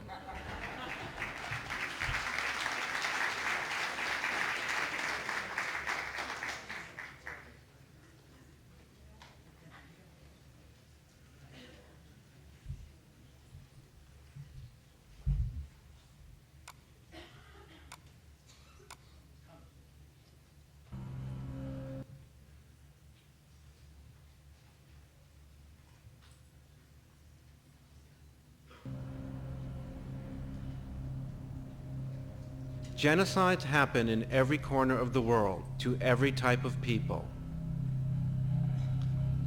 The numbers in the past 100 years are staggering. The Turks slaughtered more than 1 million Armenians during World War I. In the 1930s and 40s, the Japanese killed millions across Asia. In the Soviet Union, the estimated number of deaths in the Gulag camps and beyond is more than 8 million. The Germans slaughtered 6 million Jews and millions more during World War II. In the 1950s and 60s, the Communist Chinese killed an estimated 30 million. And during the 1970s, the Khmer Rouge killed 1.7 million Cambodians, fully 20% of that country's population. Bosnia, Rwanda, Congo, Darfur. All told, in our time, there have been more than 100 million innocent victims of genocide, more than all the combat deaths in all the wars fought during that time everywhere in the world. Based on the human toll alone, genocide and mass slaughter are worse problems plaguing humanity than war. We need to understand why. It is a great, difficult task we are facing to convey human beings whose behavior seemed to defy understanding. And they were beyond belief. In my work, I have benefited from the wisdom of a valued mentor, a scholar of genocide and survivor of the Holocaust. Well, you know, at this point, though... By the way, let me just remind you He also happens to be my father. When the first news of the gas chambers came, the Jewish community was very skeptical of it. Right, but we're in a different time now. Nobody disbelieves that these things happen. That's quite true. What they have difficulty understanding is why it happened. Yes. And accepting notions that violate their own common sense understandings of the world. There's a certain paradox here, because sometimes one accepts very highly, seemingly original and profound theories, and sometimes the explanation is relatively simple. I think the actual explanations are threatening and unsettling to people. The notion that ordinary people would willfully butcher other people, torture them, including children, slaughter them, is a very disturbing notion to people, particularly if they're looking upon people with whom they identify. And so they seek explanations which are more, I wouldn't say more comforting, but less threatening to them. As early as I can remember thinking serious thoughts, my father and I have been talking about these things. As a scholar, he journeyed into the darkest chapters of the human experience, seeking to understand not only what happened, but why. Now I am continuing the journey he began, a journey that, in a sense, I have been on my entire life. That clip is from a film we did called Worse Than War, which came out of a book I wrote called Worse Than War, which is a general study of genocide, as is the film. If any of you are interested in looking at it or using it, Facing History and Ourselves, and I did a teacher's resource guide for the film for using it in the classroom. So you can go to the Facing History website and find out more about it. It's streaming on YouTube. It's available everywhere. I open with the clip from the film for the obvious reason, its relevance to the theme of the conference, From Generation to Generation. My father having been, or being both a Holocaust survivor and scholar, and imparting to me a small part of what he knows, which is an enormous amount, and which I've built upon in my own work. Avner Shalev yesterday, in giving the history of Yad Vashem's and more generally the fields or the world's evolution in its treatment of the Holocaust, discussed essentially paradigms and how the paradigm of understanding, the paradigm of inquiry changed or has changed at Yad Vashem. And I think it's very important to build upon that and to think about the paradigm of understanding that we have, and I'll speak mainly about the perpetrators today, but the paradigm of understanding we have of the Holocaust. And so before I start talking about the perpetrators, let me just lay out a few elements of what I think the paradigm of understanding is, and for you to bear in mind or keep in mind as I speak, and to make of it what you will. When I say paradigm of understanding, that's a general term, and it has a number of different elements.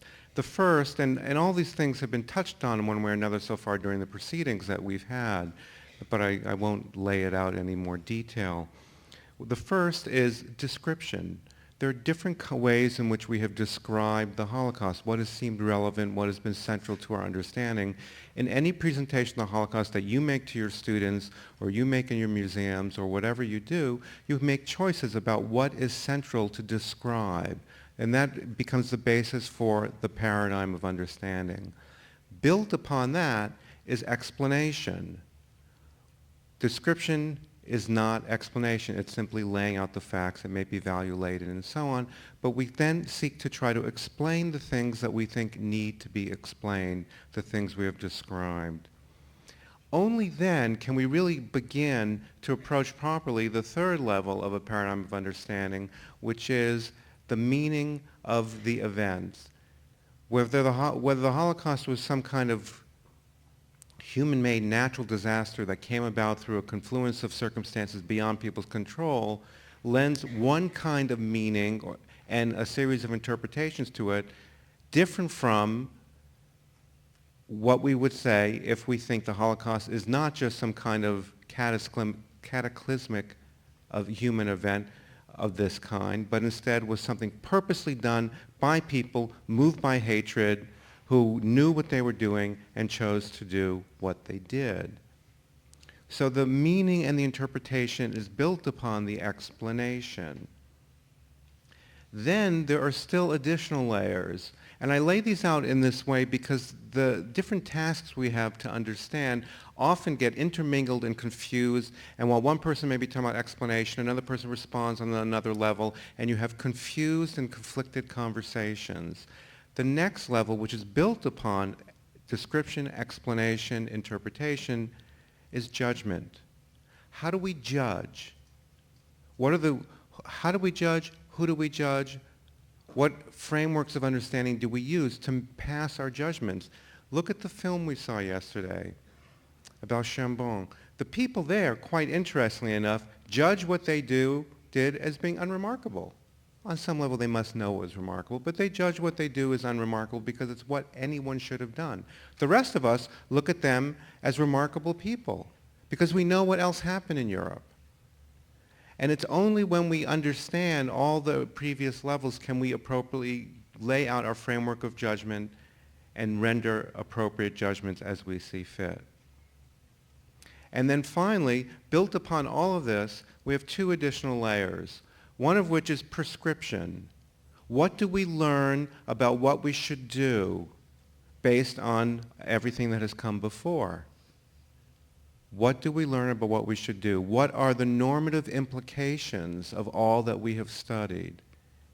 And then finally, built upon that, if we do it correctly, is action. What do we actually end up doing? How do we pursue the goals that we have now judged to be appropriate ones based on the rest of this framework of understanding? Yad Vashem itself is a form of action. Yad Vashem has drawn all kinds of conclusions appropriately, made normative prescriptions about what should be done, education, teaching the world, helping to work towards prevention, and so on and so forth. I won't lay it all out. And has built this impressive and indeed awe-inspiring institution, which is a form of action that comes out of an appropriate and correct paradigm of understanding of the Holocaust. Now, I lay this out in a preliminary way just to give you something to think about, and now I'll turn to the perpetrators themselves. Sticking with the paradigm of understanding, when I began my work, and Avner Shalev, not talking about my work, but Avner Shalev touched on this yesterday, there had not been a great deal of research, in fact almost no research, on the perpetrators. That is the people who by some reasonable definition can be considered to have been complicit in the actual killing of Jews. There had been no research. This was in the mid-'80s. You could have read the entire literature, scholarly literature or popular literature on the subject, and you would have learned almost nothing about the people who were the killers. It's remarkable. 40 years after the fact, the greatest crime in human history, as the Holocaust has often been called, and yet the people who were the criminals, the people who pulled the triggers and so on, had been eclipsed from our view. There was a paradigm of understanding in place which rendered them unimportant. It was a paradigm of coercion, of terror, of irresistible forces. And if you think that they were moved by terror and irresistible forces and coercion, then they're not interesting. Why would you study them? There was not even an estimate in the literature of how many people were perpetrators.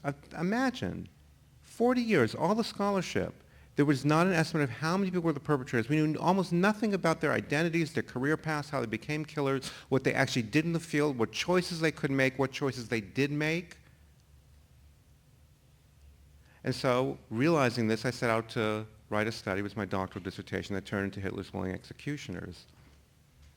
And in doing so, and I'm going to run over this material very quickly because of time, there were several things that became clear to me early on, things which I think should be at the center of our description and then the analysis and explanation that derives from it or is built upon it, that is, in trying to understand the Holocaust and trying to explain why and how it happened.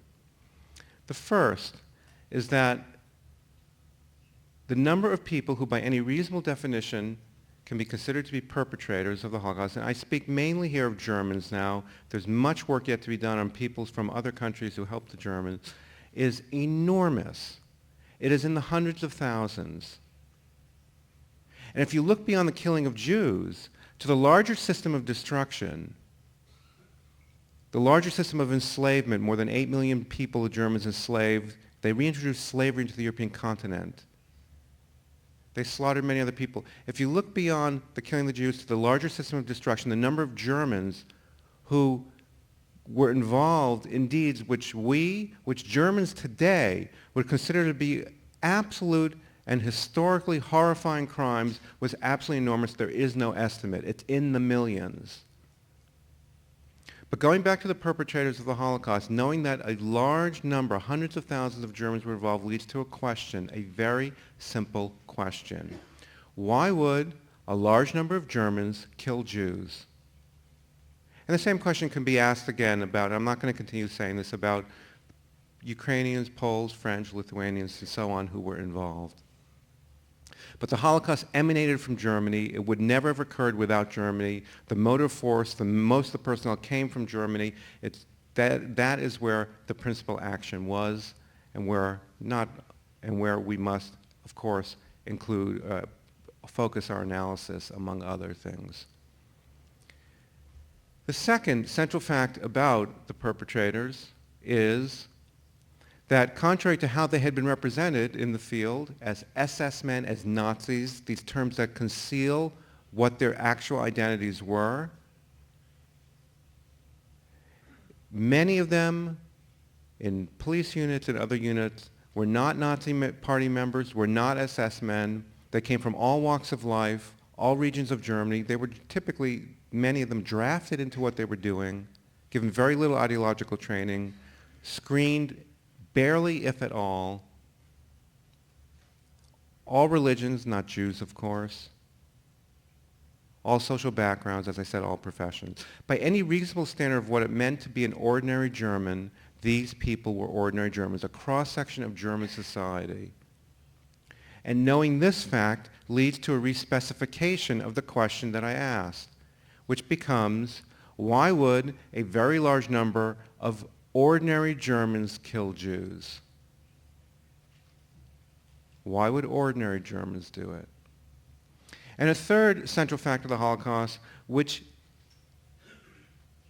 should be at the center of every discussion of the perpetrators, and which has been absent, and to this day is absent from almost every discussion of the perpetrators, is that in the history of the perpetration of the Holocaust, never was a single German perpetrator himself ever killed, sent to a concentration camp, jailed, or punished in any serious way for refusing to kill Jews. It never happened. This is not something we presume never happened. For a variety of reasons, we can say it's a historical fact.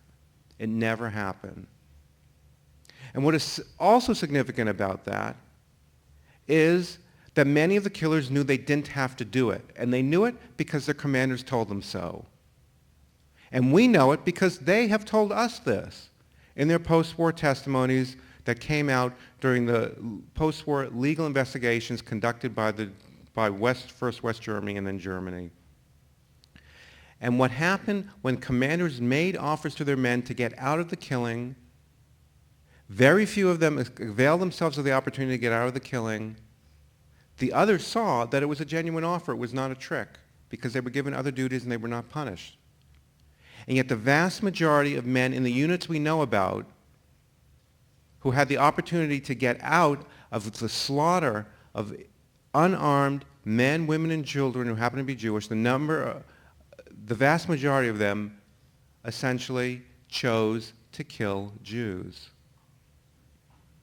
Now, knowing this fact leads to a further re-specification of the question I have asked, which now becomes, why would a very large number of ordinary Germans choose to kill Jews? Why would they choose to do it? This, in my view, is the central question of the Holocaust, or if not the central question, then certainly one of the central questions of the Holocaust, which any attempt to explain its perpetration, which any attempt to explain it in general, must centrally confront and give an adequate answer to. It's not the only thing we need to explain. In the shadow of the horror of the killing, the perpetrators' many other actions, their patterns of actions have been occluded from our view. It's not just the killing that they did. And this the things I'm about to mention are typically not presented as central aspects of what the perpetrators do. It's left out of the description, and therefore it skews, it biases indeed the explanations given, and indeed the explanations given, as I will lay out for you quickly, are falsified by the things I'm about to tell you. If you're told to kill someone, you do not have to do what the Germans did and what many of their helpers did, which is to beat them, torture them, degrade them, mock them, humiliate them. They did it so frequently that, as the Germans themselves in their post-war legal testimonies have said, repeatedly using this phrase, beating Jews was our daily bread. Indeed, beating Jews, torturing them, and so on was done more frequently than the raising of the hand in the lethal act, and must be seen as a constituent feature of the Holocaust. It was almost never ordered from above.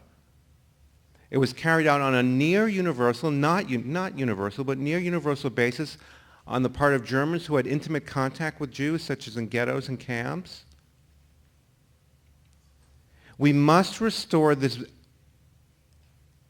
vast and willful brutality to the center of our description and explanation and understanding of the Holocaust, and we must be able to account for it.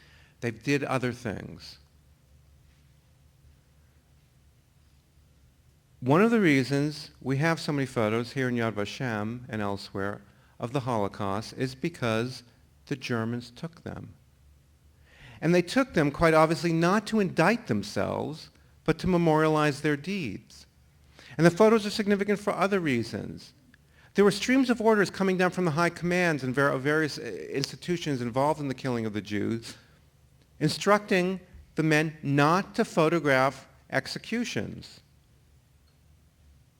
And they didn't want them photographed because they didn't want evidence to be created which could be used against them.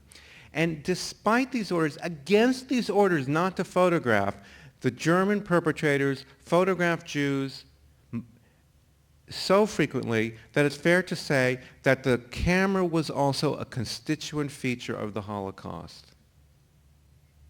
Why would they do this? And what did they do with the photos? The photos have more significance. In one unit of policemen I've studied, the photos were hung in the company's headquarters, and anyone could order copies of them who wanted them as souvenirs, just as one might order copies of the photos of the beasts one has slain on safari. Why would they do this? And why would they then keep them for years after the war? Another reason we have so many of them is because when the German legal authorities arrested perpetrators in the 60s and 70s, they found photo albums in their homes of the mass slaughter, often with identifying words, and the albums are on the photos.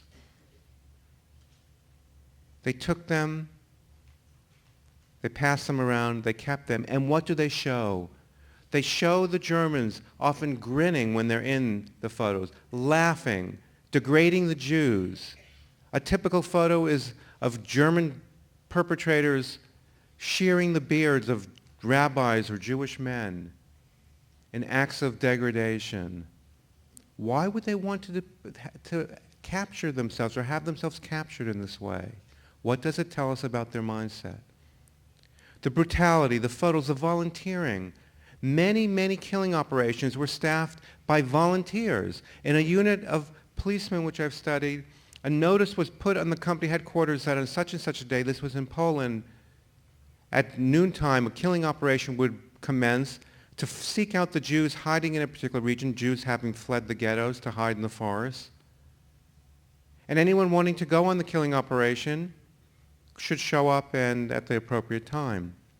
According to the Germans' own testimony, more men would show up than were required. Why would they do this? Why would they then call what they did Jew hunts? That was the term of choice among them, the hunt. No danger to the hunter, pleasurable activity, Jew hunts. And most of all, why would they find the Jews and kill them? The easiest thing to do when you're looking for Jews hiding in forests or people hiding in forests for needles and haystacks is not to find them if you don't want to. And yet they found the Jews again and again and killed them. Where did this energy come from? Where did the energy come from with which the perpetrators implemented their orders? It's not just the things they did, it's how they did them. If you're told to do something, you can do it in a half-hearted way. You can drag, you can try to avoid it. And yet the image of the implementation of the Holocaust, of the orders to slaughter Jews on the part of Germans, is that of zealous people, zealous men. There were some women, they were mainly men, of zealous men. Where did this ferocity, where did this energy come from? Why would they pursue the death of the Jews in this manner? And it's not just on the individual level, but one of the striking features of the implementation of the Holocaust generally is how this continental-wide program of extermination, for which there was no precedent, no institutions set up, which had to have institutions that did not work well together, did not coordinate well, coordinate themselves, which required a great deal of initiative, innovation on the spot, solving a problem. Why did it go so smoothly? Anyone who knows how hard it is to move an institution when people don't want to go there would be shocked by seeing how this kind of program, for which there was no precedent, was implemented like clockwork. And finally, another aspect of the perpetrators' lives which needs to be considered, described, and implemented is their celebrations. They marked what they did in so many ways with jubilation. When they reached the milestone in the killing of Jews of a city or a region, they often had banquets or dinners to celebrate, which they called death banquets. One unit of policemen guarding the Warsaw Ghetto, their charge was to keep Jews from leaving the ghetto and returning with munitions or food to keep their families alive, had in their company headquarters what they called a shrine to the death of the Jews, in which they put notches for every Jew they killed, either leaving or returning to the ghetto. Why would they do this? Why would there be so many celebrations? Why would they spontaneously, across Central and Eastern Europe, celebrate Jewish holidays spontaneously, without orders from above, Yom Kippur, Pesach, by taking out the leaders of the Jewish communities where they were, and torture them and degrade them and mock them? Why would they celebrate Jewish holidays in this way? All of these things need to be central to our description of the perpetrators and integral to our accounts and explanations of their actions. Any explanation which does not address these systematic patterns of behavior on the part of the perpetrators is a faulty or an incomplete explanation. So how do we explain it? When I wrote my book, there was a paradigm of understanding, the paradigm being of the following core. It had the following core, which was, we need to explain how people who, against their will, could be brought to do something they otherwise would not do. How can they do it? And the explanations given were, they were coerced. This everybody's heard. Put a gun to anyone's head, he'll do anything. They were blindly obedient to authority. This is put forward both as a general human characteristic and as something particular to Germans, some kind of national character argument. You've all heard that. They were subjected to social psychological pressure. The most common view of this today is that they were subjected to peer pressure. And finally, that they were merely bureaucrats doing what bureaucrats do, which is without any particular attitude towards it, which is to do a job well done. Now, the problem with all these explanations is that no one who put them forward actually demonstrated that the perpetrators themselves disapproved or did not approve of what they were doing. It was just an assumption. And the explanations, when you hold them up to the material, to the patterns of conduct which I've laid out, are manifestly faulty. Just start with the killing. I've told you, they weren't coerced, or at least we know of many units where they weren't coerced and they killed anyway.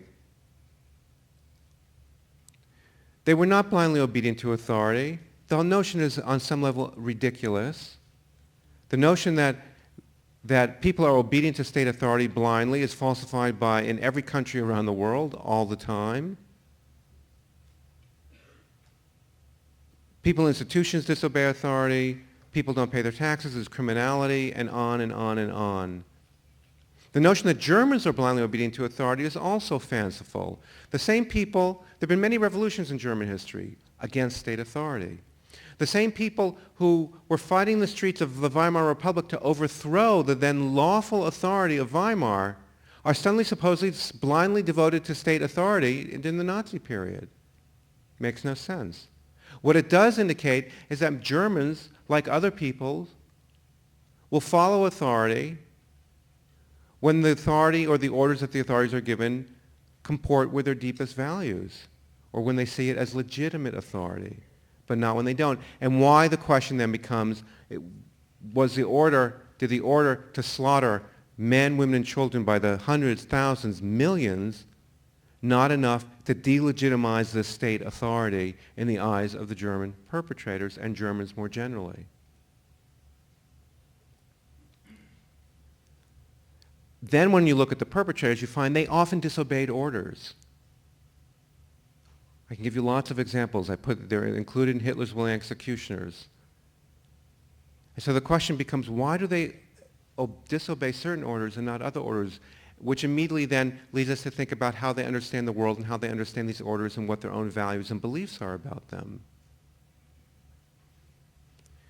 Then the notion that they were moved by social psychological pressure, by peer pressure, has never been demonstrated. In fact, a unit of men that I've also studied, which was the basis for putting forward this notion, more than 200 of them gave testimony. Not a single one of them actually articulated this as what was moving them. And second, peer pressure, while powerful, and we all know the power of peer pressure, operates when the majority of people want to do something and they can pressure an individual or a small group to conform to their desires. I have no doubt this happened during the Holocaust, that perpetrators who were reluctant to do what they did, moving in a sea of approval, felt the kind of pressure that people do to conform. But as a general explanation, it implodes on itself. If everyone or the majority of the perpetrators had seen the slaughter of Jewish men, women, and children as being one of the great crimes of human history, or just being an enormous crime that violated their religious or personal or values, then it would only increase their collective resolve to resist, as we saw in Chambon. Peer pressure, social psychological pressure cannot be a general explanation for why the perpetrators in general did what they did. And finally, the notion that these men were bureaucrats can be put forward only by someone who has no understanding of what they were doing, which was, and this is why we should get away from fixating or focusing exclusively on the gas chambers, because so much of the killing was done personalized, face-to-face.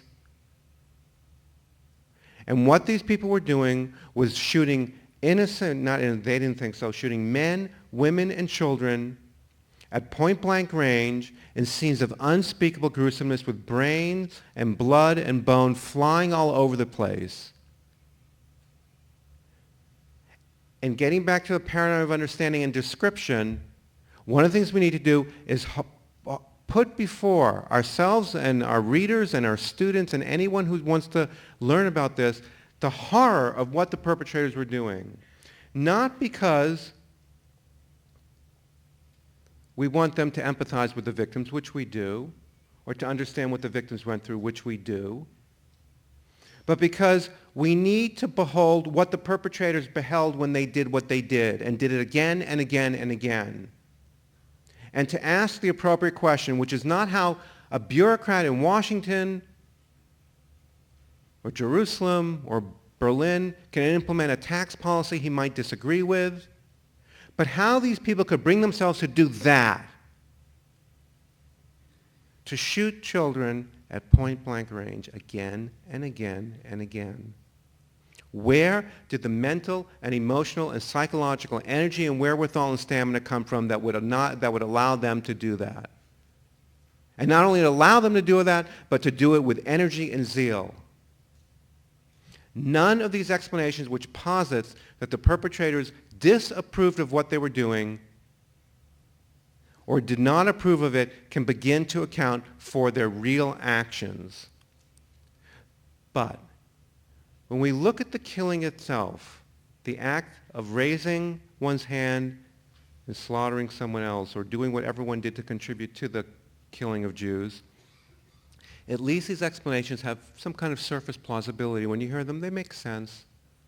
When you move beyond the killing to the other systematic deeds of the perpetrators that I've been describing, they don't even have a semblance of plausibility.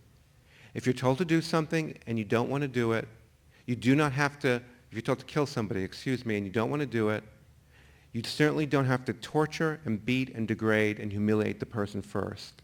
And yet this was a constituent feature of the Holocaust. No explanation which holds the perpetrators to have disapproved or not to have approved of what they did can account for this, for this vast and enormous and systemic brutality.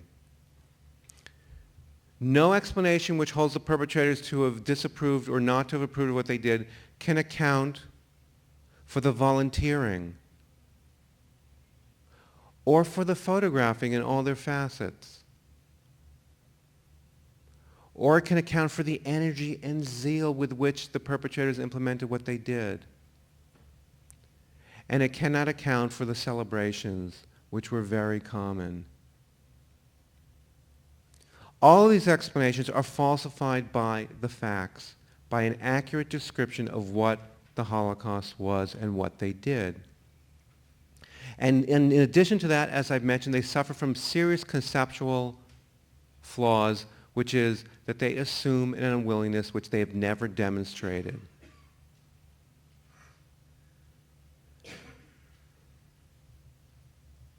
Now, the only way to account for the perpetrators' actions, to explain what they did, is to acknowledge that they were anti-Semites, Hitlerian anti-Semites, eliminationist anti-Semites who believed that for the salvation of Germany and humankind, the Jewish people had to be utterly annihilated. It's the only way you can explain why they would kill when they didn't have to, and why they would torture the victims and photograph it, and so on and so on and so forth. It's the only thing that makes sense. If we knew nothing more about the Holocaust than the patterns of action of the perpetrators, we would have to conclude that they were internally motivated, assenting executioners,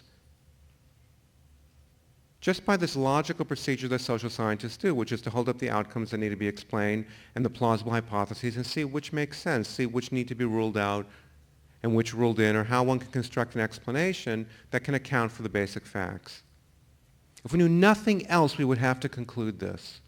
But we do know more. We know much more. My work was based to a great extent on the testimony of the perpetrators. They tell us a fair amount about what they were thinking and why they were doing what they were doing. We also have the testimony of the victims who say, almost in a single voice, that the Germans and their helpers hated us. They were anti-Semites. They were willfully brutal. And what was not said yesterday about why so many scholars and others have not used the testimony of victims is not just because it's testimony. In fact, in every other historical instance that I know of, the testimony of witnesses is cherished, is privileged. And yet, in the study of the Holocaust, it has been demeaned, neglected, and indeed it's been argued that it should not be used. Why is that? It's not an accident. The reason is because the victims say what they say about the perpetrators flew in the face of what the scholars were putting forward as explanations, which was this view of the perpetration in which the people were somehow moved or coerced robotically to do what they did. When I presented my book in Israel, when it was published in 1997 here, there was a journalist in the room, and there were a lot of survivors, and the journalist during the question period said, okay, you've all heard what Daniel Goldhagen has said. Do any of you disagree, or how many of you agree with what he says in his account of the Holocaust? And not a single survivor took issue with what I said. I've talked to so many survivors, and they're thankful that what they know to be true has been reinserted into the discussion of the Holocaust. That's why their views have been neglected. That's why their views have been demeaned. We should be open and frank and direct about it. It's not just them, it's the perpetrators. Listen to a policeman in Poland who, after the war, gave testimony as to why they killed Jews. He said, speaking for all his comrades and himself, the Jew was not considered by us to be a human being. And if you think of the vast cruelty, listen to another policeman in the Lublin region of Poland who explains the source of this cruelty. He said that on killing operations, search and destroy missions, he and his comrades, not he didn't say himself, his comrades liked to go on them. It was for them a ball, he said. It was revenge. Not revenge for anything Jews had actually done to Germany, but revenge for the things that Germans in their anti-Semitically inflamed minds had believed that the Jews had done. And when one hears those words and thinks of revenge killings, which are unusually cruel and brutal and includes degradation of the victims, you see how this Holocaust can be conceived of as a massive revenge killing. Again, not for anything Jews did, but in the conception of the conception on the part of Germans about Jews. And so, the only way to understand the Holocaust, its perpetration, is to acknowledge that, like the perpetrators of all other mass slaughters, and people reflexively assume that the perpetrators of all other mass slaughters believed that what they're doing was right, they hated their victims, so too did the German perpetrators and those around Europe who helped them. They too were willing executioners. And those who say otherwise are flying in the face of what we know about genocides in general and saying the Holocaust is the only genocide in which this was not true, and they do so in the face of so much evidence. Now I just have less than 2 minutes left, less than 1 minute left. I just want to say another word or two about the paradigm of understanding. I just want to lay out that what came out of Hitler's executions, which led to a vast amount of research, and other people were doing other work that also contributed to it, vast amount of research, new areas opened up, and a paradigm of understanding, and I want to give you the central elements of it for you to think about. At this new paradigm includes centrally human beings and human agency at the core. The people cannot be left out of the description of their own deeds or the explanation. We have to recognize that they had views of the world. They were not just ordinary men. Just think, would Germans today, if an order were given to slaughter the Jews, would Germans today follow such an order, or would they think it was crazy? Of course they wouldn't do it. Germany is a different country, different culture, different set of values, different set of beliefs. The views of the perpetrators mattered. They made choices based on their deepest values and understandings. Second, the fiction that Germans didn't know about what was going on more generally has to be dispensed with. In fact, in the wake of Hitler's executions publication, the German television network did a survey, and this was in 1996. 27% of the people who had been alive, who had been 14 or older at the time of the end of the war, so some of them very young, conceded that they knew of the killing of the Jews when it was taking place. That's millions upon millions of people, and this is obviously a gross underestimate of how many people knew, as the pollster himself said. We need to have a complex view of state-society relations, not this caricature view that this all-power terror apparatus forced everyone to do everything. Germans dissented and resisted and rebelled, even during the Nazi period, against much of what the regime was doing. The question is, why was there no principled opposition to what they were doing to Jews? We need to have a comparative perspective on genocide. It's one of the failings of the field that the study of the Holocaust has not been integrated enough into the study or with the study of other genocides and other mass slaughters and other even revolutionary movements and so on. When you do so, and I've done so in a book called Worse Than War, this film is based upon it, you find that the Holocaust is very much in keeping, even if it has its singular and distinctive and historically unprecedented features, it's very much in keeping with what we know about other genocides. And we need to use all the evidence available, not just the convenient evidence, all the evidence of what the perpetrators and others did. And finally, part of this paradigm, in considering how the perpetrators and Germans more generally viewed the world, we have to give a central place to anti-Semitism, what I've called eliminationist anti-Semitism, because without recognizing its long historical development, its power in Germany even before the Nazis came to power, and then how it became inflamed and turned into the center of state policy during the Nazi period, we cannot begin to understand why Germans, and not just Germans, but Poles and Ukrainians and French killed Jews, and why many others did not. And so I've thrown a lot at you. I hope it wasn't too quick. I hope it's given you plenty to think about. Thank you, and we'll end with a...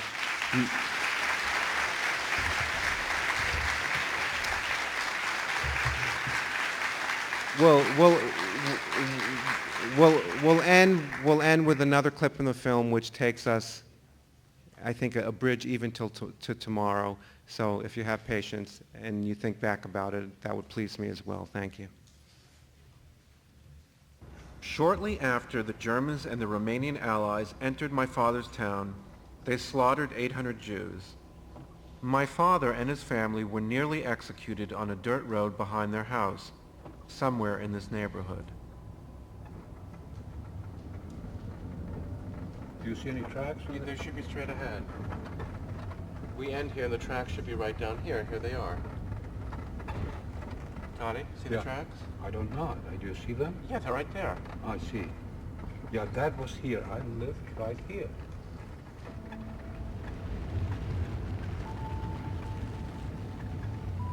I ran out with my father beyond from there. Out the other side? Yes, I remember we ran over a fence, and as we were running, a soldier spied us and beat my father very severely with the butt of his rifle. And put us against, said, wait here, put us against, there was a fence, against the fence.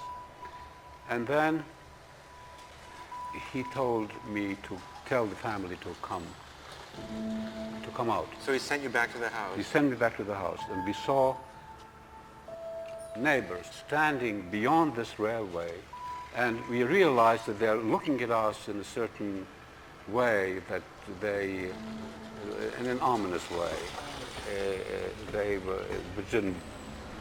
which didn't bode well, to say the least.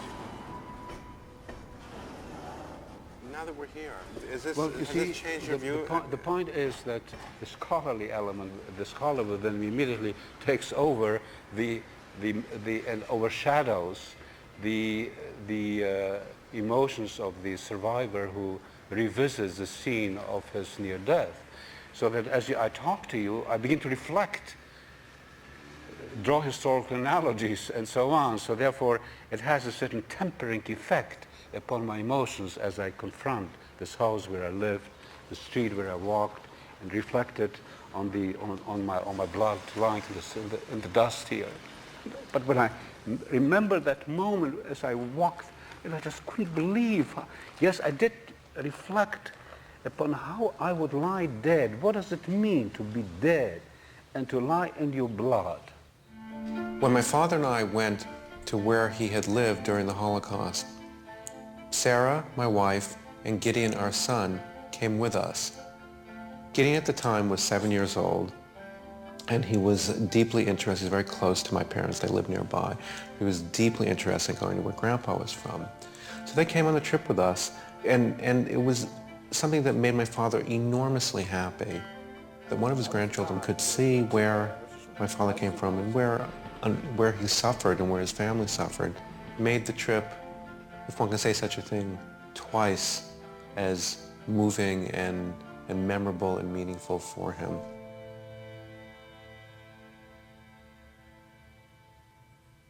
There's no doubt that my father influenced my initial direction of working on the Holocaust, But it's less because he was a survivor than he was a professor who studied this. And I grew up with this material in my home, always with the purpose not of telling a tale of woe, which it is, but of understanding and explaining. This was always my orientation from the time I can remember knowing or thinking or about it or discussing it.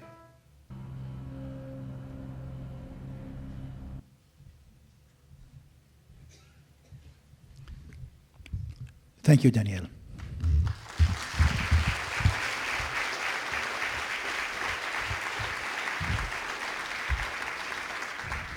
I invite Alexandra Zapruder for her presentation.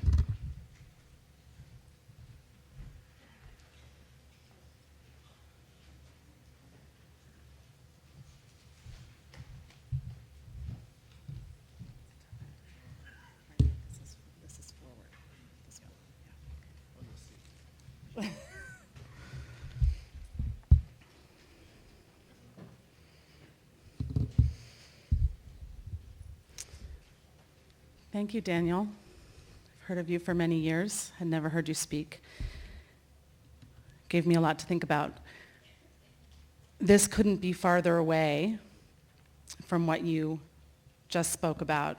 I'm not a historian, and these are the stories and the accounts of children. I think I'll begin by just speaking for a few minutes about how this project came to be and tell you a little bit about what I encountered when I first began to research this subject. And then I will do my best to introduce you to a few of the journals that I encountered and try to help you understand what they are and what they mean. I began this work in 1992. I had just graduated from college, returned home to Washington, D.C., where I'm from, to get a job at the Holocaust Museum on the founding staff of the Memorial Museum in Washington. And the truth is that I knew nothing. I had no experience. I hadn't even taken a course on the Holocaust in college. Someone should be fired, probably, for having hired me for the job that I got. But I got a job as a researcher on the museum's exhibition for children, Remember the Children, Daniel's story. And so I was sent quite early on to the museum's library to have a look at diaries that had been kept by teenagers in order to help us shape the narrative of the exhibition. And the first diary that I encountered was the diary of Yitzhak Rudashevsky, who you see here with his father before the war, a photograph that I didn't see until many, many years later. I found in the museum's library probably 7 or 8 diaries that had been written, translated into English and published at the time. That was really all there was. And I remember very distinctly reading, I had read the Diary of Anne Frank, of course, when I was much younger. I remember reading Yitzhak's diary and then the diaries that had been published. And I had, I think, just a very visceral reaction to them, which was that their voices were so distinct. These accounts were so particular. There was so much detail and so much insight. They were so complicated and so different from one another.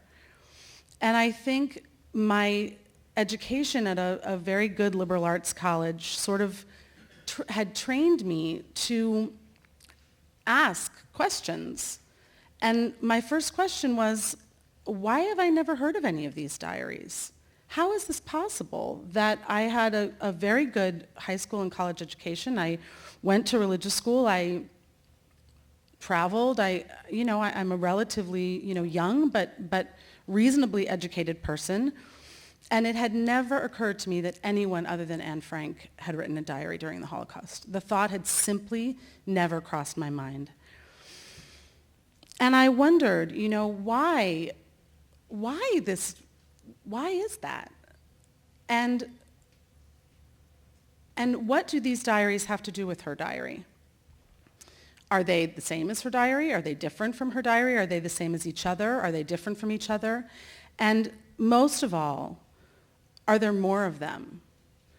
I had studied the art of ancient Rome in college, and I was so interested always in fragments and this idea of the little pieces that survive in the centuries or the millennia, and how you look at a little fragment of something and you have to imagine the rest of it.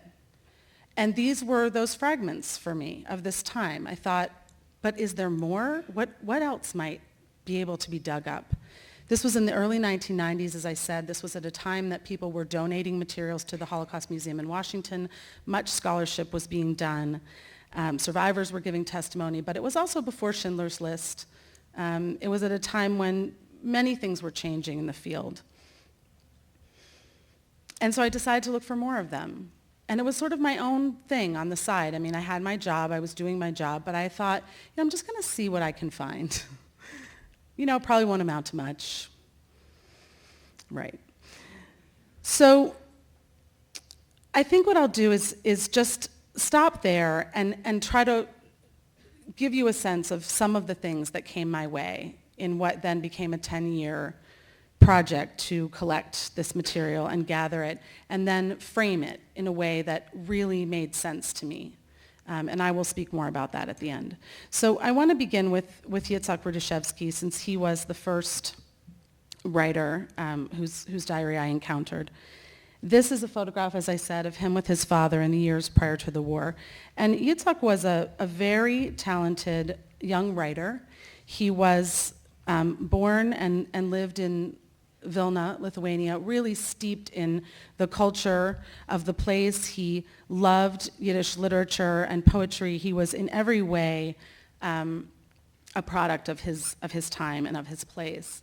And he and his family were forced into the ghetto in September of 1941. They, during a period of immense upset in the ghetto when there were many roundups and Jews were taken away and killed at a place called Ponar. His grandmother was taken.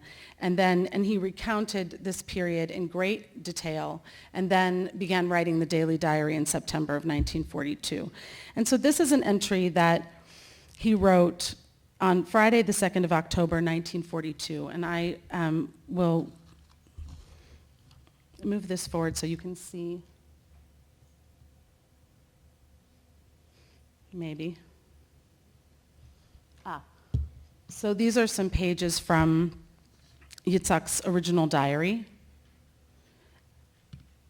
I'm going to read a passage that he wrote, which I think you might find interesting. You might know it, Daniel, but there's something in here for you. About the ruins on the street in the Vilna ghetto. Rudashevsky was someone who was different in many ways from other writers in that he was a chronicler. He was very deliberate in his attempt to look at the bigger picture and capture not so much what was happening to himself and his family, but what was happening to the community, and to use words in order to capture that. And so you'll see, I think, that this is a sort of extended metaphor on the state of the Jewish community at this time, Friday, the 2nd of October, 1942. And he wrote this when he was almost 15. Since new districts that border on our Disner Alley have been added to our ghetto, and since our little street is full of ruins that run through the whole of Yat Kaver Street, these ruins are being torn down. Now demolished walls stand. In the daytime you can see blue sky, and at night the stars through the black holes that serve as windows. Strange feelings come over me as I look at the black ruins shattered by the bloody storm that used to sweep over our ghetto. I look at the black holes, at the fragments of stoves. How much tragedy and anguish is mirrored in every shattered brick, in every dark crack, in every bit of plaster with a piece of wallpaper. Here the murderers, the Lithuanians, broke in like animals with axes and with crowbars and sought their prey. Through here, hungry people used to crawl outside the ghetto and bring in some food. Here, Germans stood and laughed at the horror, and Jews walked around near the ruins and bit their lips until they bled in misery and shame.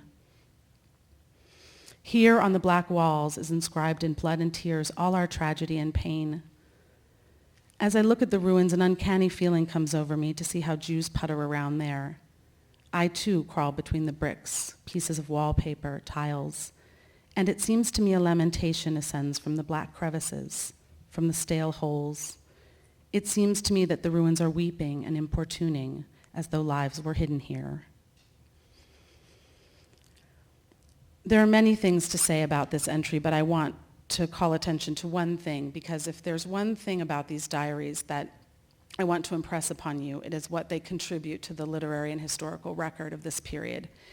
And here you have a 15-year-old boy who, in a matter of lines, is able to outline the relationship between the perpetrators, who are standing and laughing at the horror, exactly as you said, although in this instance they are not the ones who are bloodying their hands. Their collaborators, the Lithuanians who are carrying out the action, and the Jews who are helpless and shamed, who are unable to do anything to defend themselves. So this is more than simply a piece of writing that elicits an emotional reaction in us, which it does and it should, but it also gives us a way, particularly as educators, to help our children, our students rather, to begin to grapple with these dynamics. It's not the whole story, but it is a point of entry. So I want to move on to, I don't want to move on, but this is Elizabeth Kaufman, who was Elizabeth Koenig after the war. She was the first librarian at the Holocaust Museum. I knew her well. I loved her dearly. And this is a diary that she wrote when she was fleeing as a refugee. She was from Austria. She fled with her family to France and then fled south. And her diary recounts this journey. But I'm not going to read from her diary. What I want to show you is this, which is her quite extraordinary, just a few pages from her quite extraordinary sketchbook that she kept with her at the time. She illustrated the diary very one-to-one. The diary entries are illustrated in this corresponding sketchbook. And so you have here a scene of the refugees fleeing south. Here above, that's her room with her friend who she lived with, her father in the bathtub reading the paper after coming back from an internment camp, and herself with her then boyfriend Ernst, who became her husband.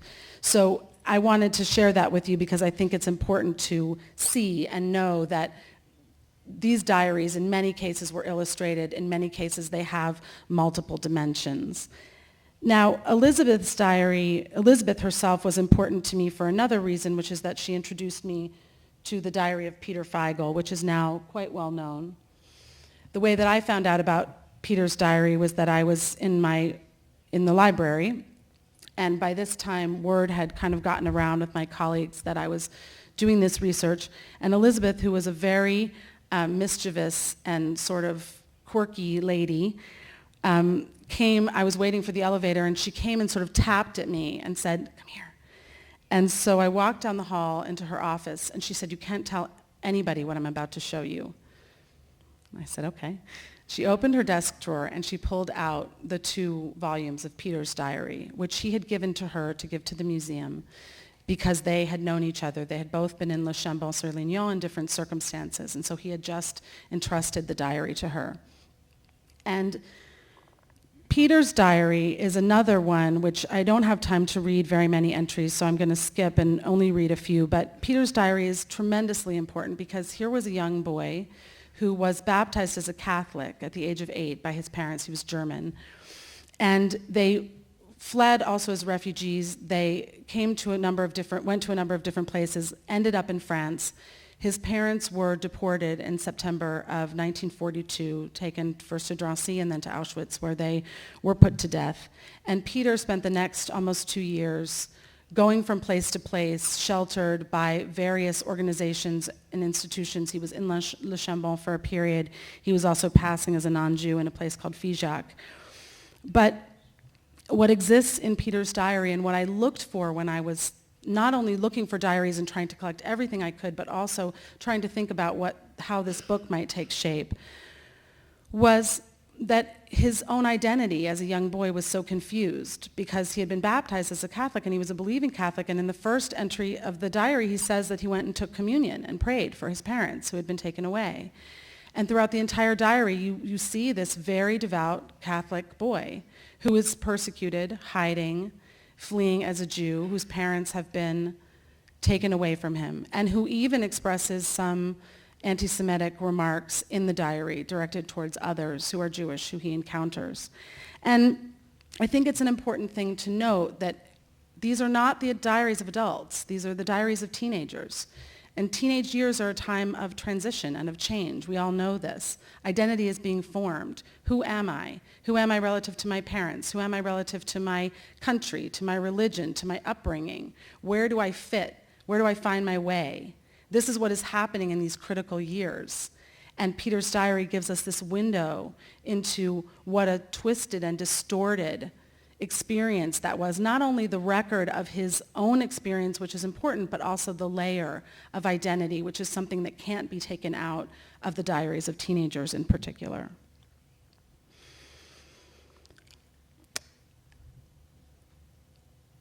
The next diary that I want to show you, this is Otto Wolff, whose diary I learned about through the published Czech edition, which is an extraordinary story, and I'm so mindful of the time, I'm going to sort of keep moving through, but I will say that Otto and his family lived in, they were from Olomouc, they lived which is in what is now the Czech Republic, then the Protectorate of Bohemia and Moravia, and they were called up for deportation in late summer of 1942, and they decided to go into hiding. So Otto, who was 15 at the time, began to write his diary on the day that they went into hiding. They took off their stars. Instead of going to the train station, they went into the forest. And they were sheltered first by a man named Slavek, who was apparently in love with Otto's elder sister. That is a complicated story in and of itself. Otto wrote over 1,000 entries over the next 3 years, almost every single day. The amount of detail, the tedium of life in hiding and the tedium of the diary it's something that you can't understand until you read it. How mundane this existence was and how everything was about the basic elements of survival. Getting water, getting food, provisions, keeping away from people finding out that you were there, the weather, the ants, the bugs, the problems, all of the mechanics of life in hiding, which is something that I think we don't have ready access to. It's difficult for survivors to remember all of those details. But when you read a diary written day after day after day after day that is so full of this detail, you begin to be able to apprehend it, at least a little bit. The other thing that is so important about Otto's diary is that unlike Anne Frank's story, and in fact, unlike a story like Le Chambon, which these are real stories, but there's another side to hiding. This was a family that was sheltered by a sort of loose network of non-Jews who were sometimes kind and sometimes cruel, sometimes opportunistic, themselves in grave danger for sheltering the Wolff family.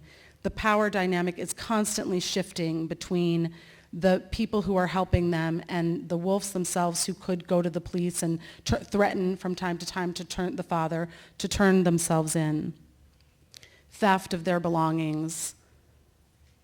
Even, I think, it's not explicit in the diary, but I think sexual exploitation of the daughter in the relationship with Slavek, the first helper. And I think, again, these things are so important because at the end of the day, we don't want all rosy pictures of rescuers. Some of those pictures are true, and they are important. But people were motivated, like we're all motivated, by complicated reasons. And this diary, more than anything else that I've read of this period, at least by young people, begins to get into that complexity, that messiness, which is where I think we all really want to be working with our students. This is Moshe Flinker, and I am going to read from his diary. Moshe was in hiding in Brussels with his family. He was from The Hague. They had sort of false identity papers. They were a very religious Orthodox family. I hope you can see by now that, part of the project was to find particular stories, or to at least to present particular stories, so that to get away from this monolithic sense of only one type of experience of the Holocaust, but that, whether it's identity or location or a religious practice or whatever constellation you wish to consider, that each of these writers were distinct and different in their own way. And as a result, what they produced, what they made in their diaries, and what is left for us to contemplate is unique and significant in that way. So this is Moshe. He, as I said, his primary question of his diary was a theological one. What does God intend by the suffering of the Jewish people? Because he believed absolutely and with conviction in the benevolence of a God for whom the Jewish people are the chosen people. That was never in question for him. And he believed absolutely in the promise of Jewish redemption. But he was confronted with the reality of Jewish persecution and suffering and slaughter on a scale that no one had ever seen before. Even with what little he knew, it was unprecedented. And so for him, the question was not, is God real and is faith real? Is my faith real, or should I question my faith? Nor was it, is the reality around me actually happening? But it was, what's the reconciliation? What does God mean by this? What does God want from us? And this theological question, which has, I would say, preoccupied and perhaps plagued many people in the decades after the Holocaust and before probably, caused Moshe to suffer enormously. He struggled to find answers. His answers often fell apart in the face of new information, and he found himself in a sort of very deep kind of depression and a sense of apathy and helplessness. He couldn't act. He couldn't help the Jewish people. He couldn't find an answer. He struggled to pray. And he suffered a sort of religious, a kind of agony caused by this work that he was trying to do. So the entry I'm going to read is one that he wrote on March 9th, 1943, only a month or so before he stopped writing, a year before he was caught. He and his family were caught. And it's about this feeling of apathy and paralysis, and you will also see he was a devout Zionist, longed very much for Israel, and so I've chosen this entry to read here in this very special place. This is March the 9th, 1943. What shall I do? The emptiness has spread within me and now fills me completely. For a few days now, no new thought or idea has come to me. I have tried to find a reason for all of this, but I've been unable to settle on anything for sure. Maybe it is due to the fact that I am living a life of peace and quiet, while my brothers are in a situation so bad that God alone knows its full horror. Each time I stand to say the 18 benedictions, I direct my whole soul to my lovely land. And I see it before my eyes. I see the coast. I see Tel Aviv, Jaffa, and Haifa. Then I see Jerusalem with the Mount of Olives, and I see the Jordan as it flows from Lebanon to the Dead Sea. I also see the land across the Jordan. I visualize all of this when I stand to pray. And when I pray and do not see my beloved country before my eyes, it is as if my prayer had been rejected and as if I am praying to the wall. I love all of it so much. My people and my country do not leave my thoughts for even a moment. All day long they are in my mind. Several times already I have asked myself whether I will ever get the chance to stand on its holy earth, if the Lord will permit me to walk about in my land. How my soul yearns for you, my homeland. How my eyes crave for the sight of you, my country, the land of Israel.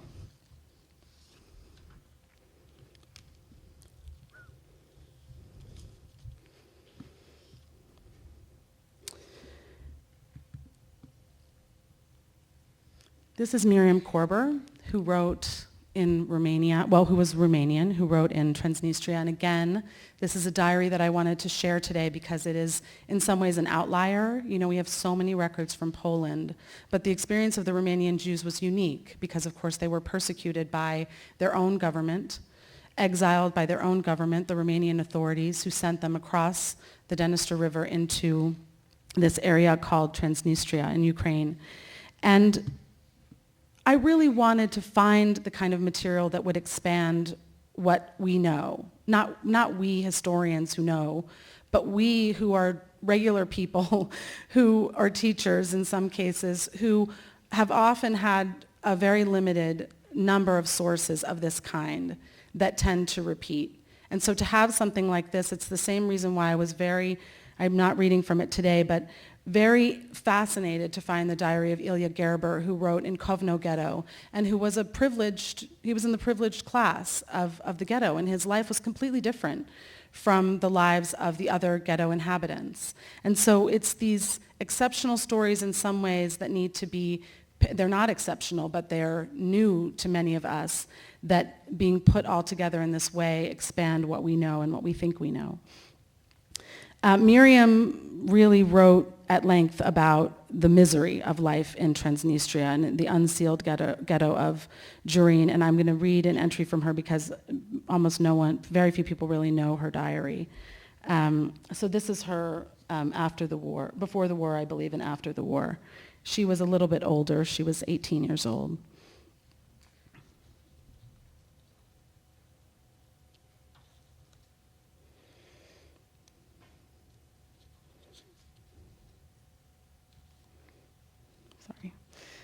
Okay, so this is Wednesday, January 28th, 1942. Wind, snow, snowstorm, cold. Since the day before yesterday, the wind has not stopped for a moment, and we are snowed in. It is almost impossible to go outside. This morning I went to fetch water. I don't think there is a need to have a hell for sinners. Everyone who lives through what we have to endure is absolved of all sins. Why is there in us such a yearning for life? Why don't we cut short our torment? Is there cowardice or greatness in this ability and will to survive the hardship? And will we survive in the end?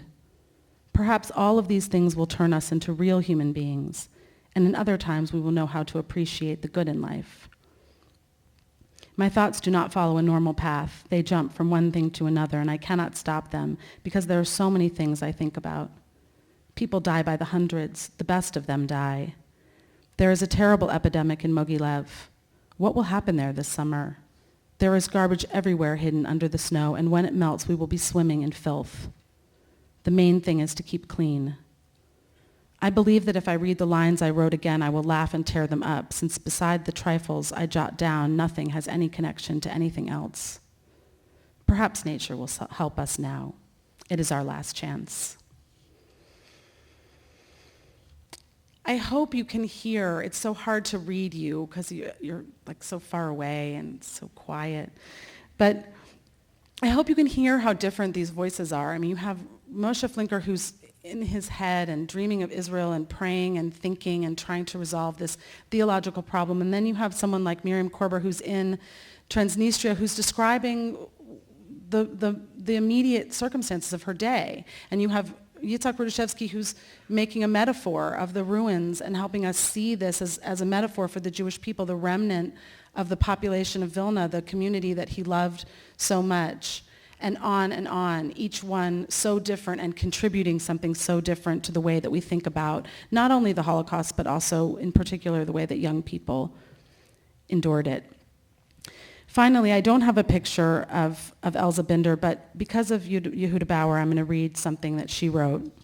He spoke yesterday about the great roundup in the massacre rather, in Stanislavov, and described the testimony of a woman that he met who described her circumstances. And I was thinking, as he was reading about Elza Binder, who was also in Stanislavov, who also kept a diary, and who wrote several very long entries about that massacre. And this is a short one, which I'll read you to sort of complement what he described yesterday. This is, of course, he talked about documents and testimony. This is a document of the time. It is a primary source, and it is also, in its way, a testimony.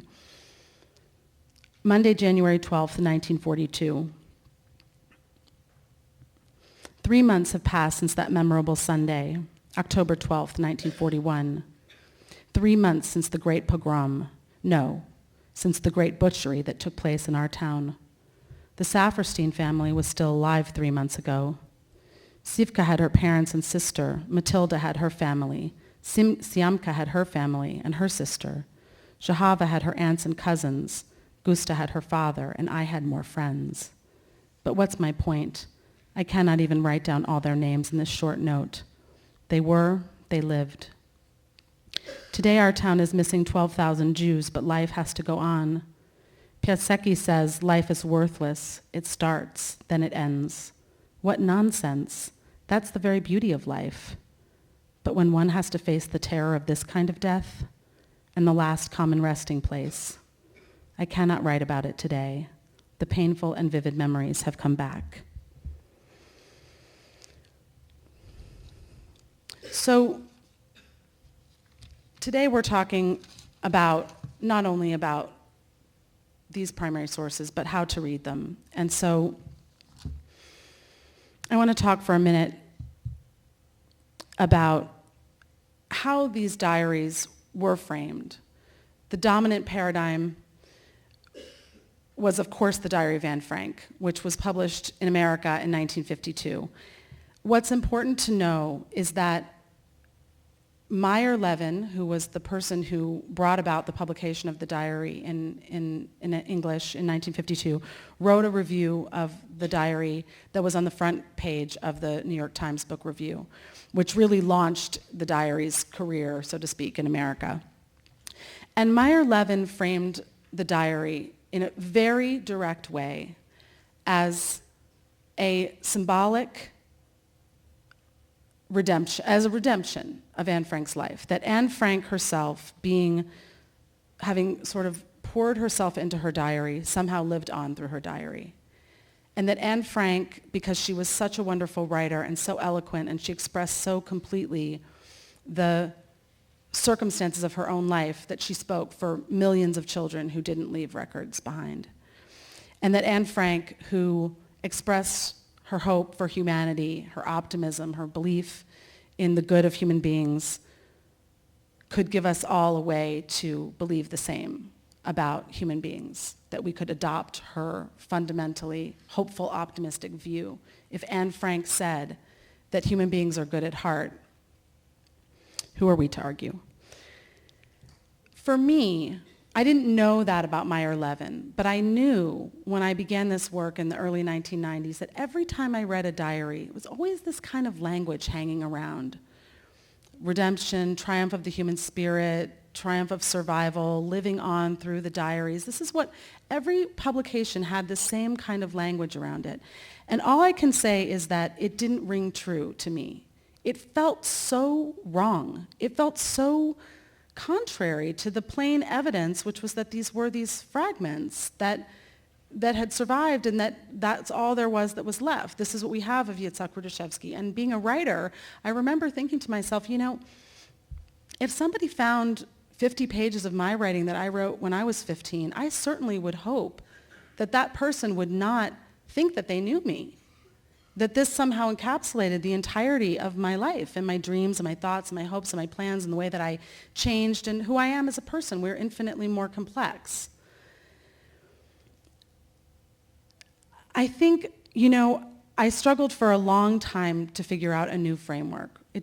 Part of the reason why it took me so long to write the book was not only the gathering of the material and putting it together, but to think to myself, if it's not this, if it's not the way that I keep hearing people talk about it, and if it's not the sort of Anne Frank framework, then what is it? I mean, now I realize after yesterday that I could have just talked to Yehuda Bauer, and then the whole thing would have been a lot faster, but I unfortunately didn't do that. I think what is so important for us as people who try to teach this material is to think about these diaries the same way that we think about adult diaries of the Holocaust. Yehuda Bauer spoke yesterday about Abraham Tori, who wrote in Kovno, and Hermann Kruk, who wrote in Vilna. And of course we know Oskar Singer, who wrote in Lodz Ghetto, and Adam Chernikov and Ringelblum, who wrote in Warsaw. These are the historians of themselves, right? This is what we've been talking about. They're the historians of their time, the first historians, upon whose documents we rely. And yet somehow the writings of children are dismissed as symbols. They're important because they make us feel something. We can have a cry. But Anne Frank's diary wasn't framed as a significant and meaningful account of life in hiding in Amsterdam at a particular time by a certain type of girl. That wasn't its strength. Its strength was that she lived on. And ultimately what I wanted to do with Salvaged Pages was to say exactly the opposite. And if you want to know what it was like to live in hiding as a young, bright girl assimilated in Amsterdam with your family, there is no better source. That is the source. But if you want to understand life in Vilna Ghetto for a teenager, or life in Transnistria for a teenager, or life in hiding in another place, in the Protectorate of Bohemia and Moravia, or the theological struggle of an Orthodox Jew in passing as a non-Jew, Anne Frank has nothing to tell you, any more than I can stand here and tell you the truth of your life experience or the truth of your life experience. We know this. And yet somehow it goes back to something that you said about wanting to find ways, answers to questions that will feel comforting, which is exactly the opposite of what we need to do when we grapple with this material. And I said it in the introduction to the book. If you want to feel proud, for me, for myself, not you, but for me, when I want to feel proud about humanity, I look at Giotto. But that's not what this is about. This is about the exact opposite of that. And the fragments are there for us to contemplate, to complicate what we think we know, to dwell in the details and the complexity of daily life, and also to be seen as the fragments that they are with all the missing information, and certainly not to be turned around and used as a way to comfort ourselves about the tremendous crime that was done here to so many by so many. I'm going to make two final points, and then I'm going to close with a diary entry of another writer. As teachers, I think that these diaries, they can do many things, but there are two things that I would say are most important that I would leave you with today. The first, of course, is the content. That these young people were the historians of their lives, just as the adult writers were. They had less knowledge, they had less experience, some of them had more difficulty with language. It's not on par with an adult's writing in a certain kind of way, but they count. And they matter. They are serious literary and historical contributions to the record. And that's what we can mine them for. That is the project of reading them. And in my work to continue to develop this material for teachers, that is the primary project, is to continue to find ways to help teachers handle these primary sources, to have the support and the information, the context that they need to know what to pull out and how to use it so that your students can grapple with it. But the other thing that I think is so important is that young people wrote these diaries. They didn't wait until they were adults to write something that was a record of their lives. They couldn't wait until they were adults. And as young people, as young historians of their own lives, there is something in that for your students too. That, we are all historians of our lives in a way, if we choose to be that. If we choose to think and to write and to observe and to try to make sense of the world around us. And so this is such an important thing, I think, it's so rare for students to be able to read their contemporaries as serious contributors to what even the adults can learn about this time and place. So I'll finish. I see you lurking, Ephraim. I know what that means. I'm going to close with the diary of Alice Ehrman, who survived and came to Israel and became Alyssa Sheck, who some of you may even have known. She married her great love, Zev Sheck, who she met in the ghetto. This is an entry that she wrote on November 1st, 1944, and she's describing here the urn chamber being cleared. What she's talking about, she was a Mishlinga, a half Jew. In the ghetto, the urns, these were the remains of human beings who had died and whose bodies who had been cremated, and the inhabitants of the ghetto were being at this moment made to dispose of the ashes because, of course, the tide of the war had shifted, and it was clear that the Allies were coming and that they were going to be confronting the reality of what had happened there. So this is what this refers to, and you will see immediately why I chose it. It's about writing and about documenting and leaving a record.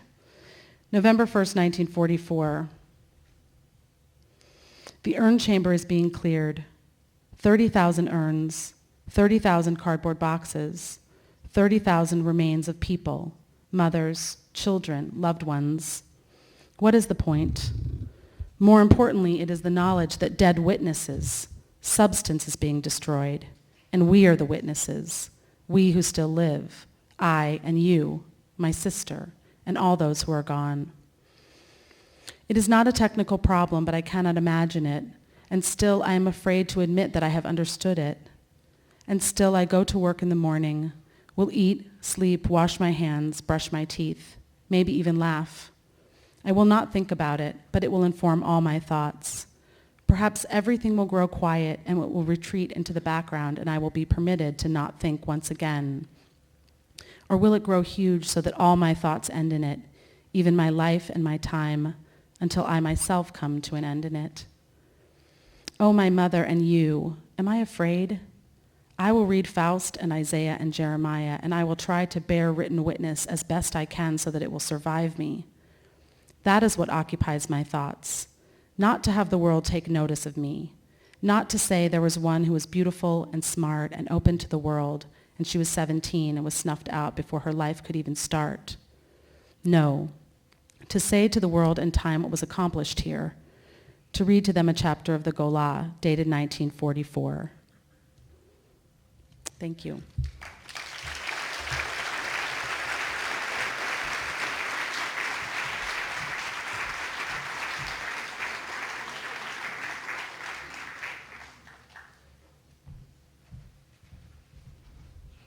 What are you sitting there for? Michel, come on.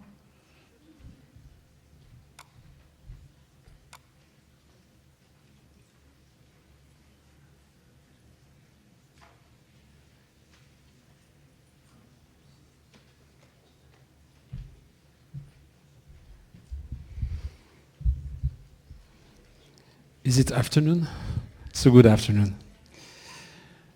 First of all, I want to thank you, Ephraim, for having invited me to this incredible conference and to make me able to listen to you, Daniel and Alexandra. And before I begin to tell about my graphic novel, Second Generation, I want to share with you the last things that I have done yesterday before I went to sleep, and the first things that I done this morning when I woke up. The last things I did yesterday was watching the news, was trying to figure out what is happening outside, because I'm also a political cartoonist, and I had to make a cartoon on the situation, our so-called situation.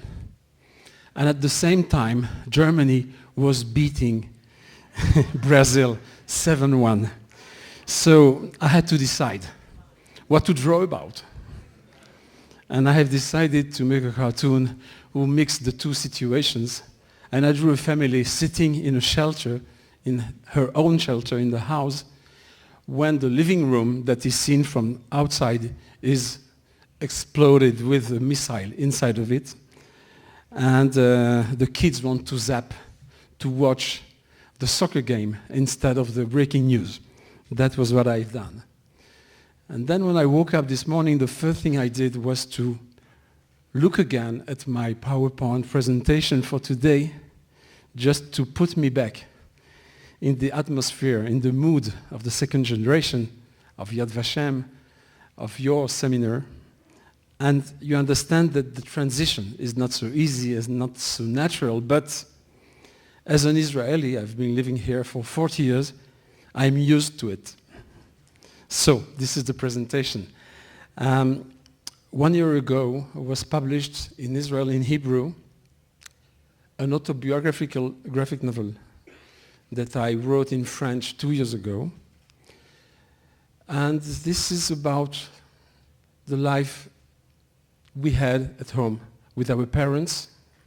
This is, for me, a way to try to understand what I've passed through, how I became the man I'm today, and how the fact that we were grown up by parents who have suffered the Holocaust has influenced my whole life. My father is still alive. He lives in Brussels. He's 88, and he read the book. I will tell you at the end how he received it. And my mother passed away 13 years ago. And she and her family were refugees in Switzerland. They were from Belgium. They were originally from Poland. And they emigrated, my grandparents emigrated to Belgium between the two wars. And my grandfather was, let's say, wise enough to understand that he had to escape Belgium and to try to reach Switzerland through France, which he could do because he had money. And he put all his money in his pockets, and he took his 5 children, and my mother was the oldest, and they were saved. And after the war, they came back to Belgium, but that was a trauma too. And she's considered a first-generation Holocaust. And my father was taken with his family from Brussels in September 42, and he came back alone in April 45. He was liberated from Buchenwald in April 11 by Patton's troops. And he tried to live after the war, to make a family, to make a big family. He wanted a lot of Kichkas, okay? Because family, the name Kichka is not so current, and it has been almost erased from the surface of the globe. And he wanted to have a lot of Kichkas. And now, what I can tell is that he has a lot of Kichkas in Israel. This is the good point. Now, that book took me a very long time of incubation, I can say pregnancy, because I did not know if I was able to do it and if I had the courage to open myself to readers, and I knew that my first reader will be my father. And the main title is Second Generation, but the undertitle is Things I Never Told to My Father. And that was the point. I had all those things inside of me because at home, in our family, and I guess as in a lot of family, or probably Polish, Ashkenaz, Jewish families, we never talked about feelings, we never talked openly, we never told what we felt, what we thought, and I had a lot of things I wanted to liberate myself from. And as the years were going, and I was 40, and I was 50, and I was 55, I felt that I needed to do it. And I needed to take myself in my hands to find the courage to do it. Now, is it that way? Okay. First thing, very important thing, my first memory, which is the most significant memory I had, is that one day at home in Belgium, in a small town near Liège, a town called Seraing. Seraing is an industrial city, used to be. Now it's a city of unemployed industrial workers, but it was a very strong industrial city. Once I was with my father alone in the kitchen. He took me on his knees, he took a white sheet of paper and a pencil, and he drew me a funny Nazi. And he was explaining me while he was doing it, that he was drawing a chamber pot, you know, instead of a helmet. And he, instead of a gun, he has this, you know, witch tool. And I was laughing. I was sitting on his knees. I was laughing. And that was the first time.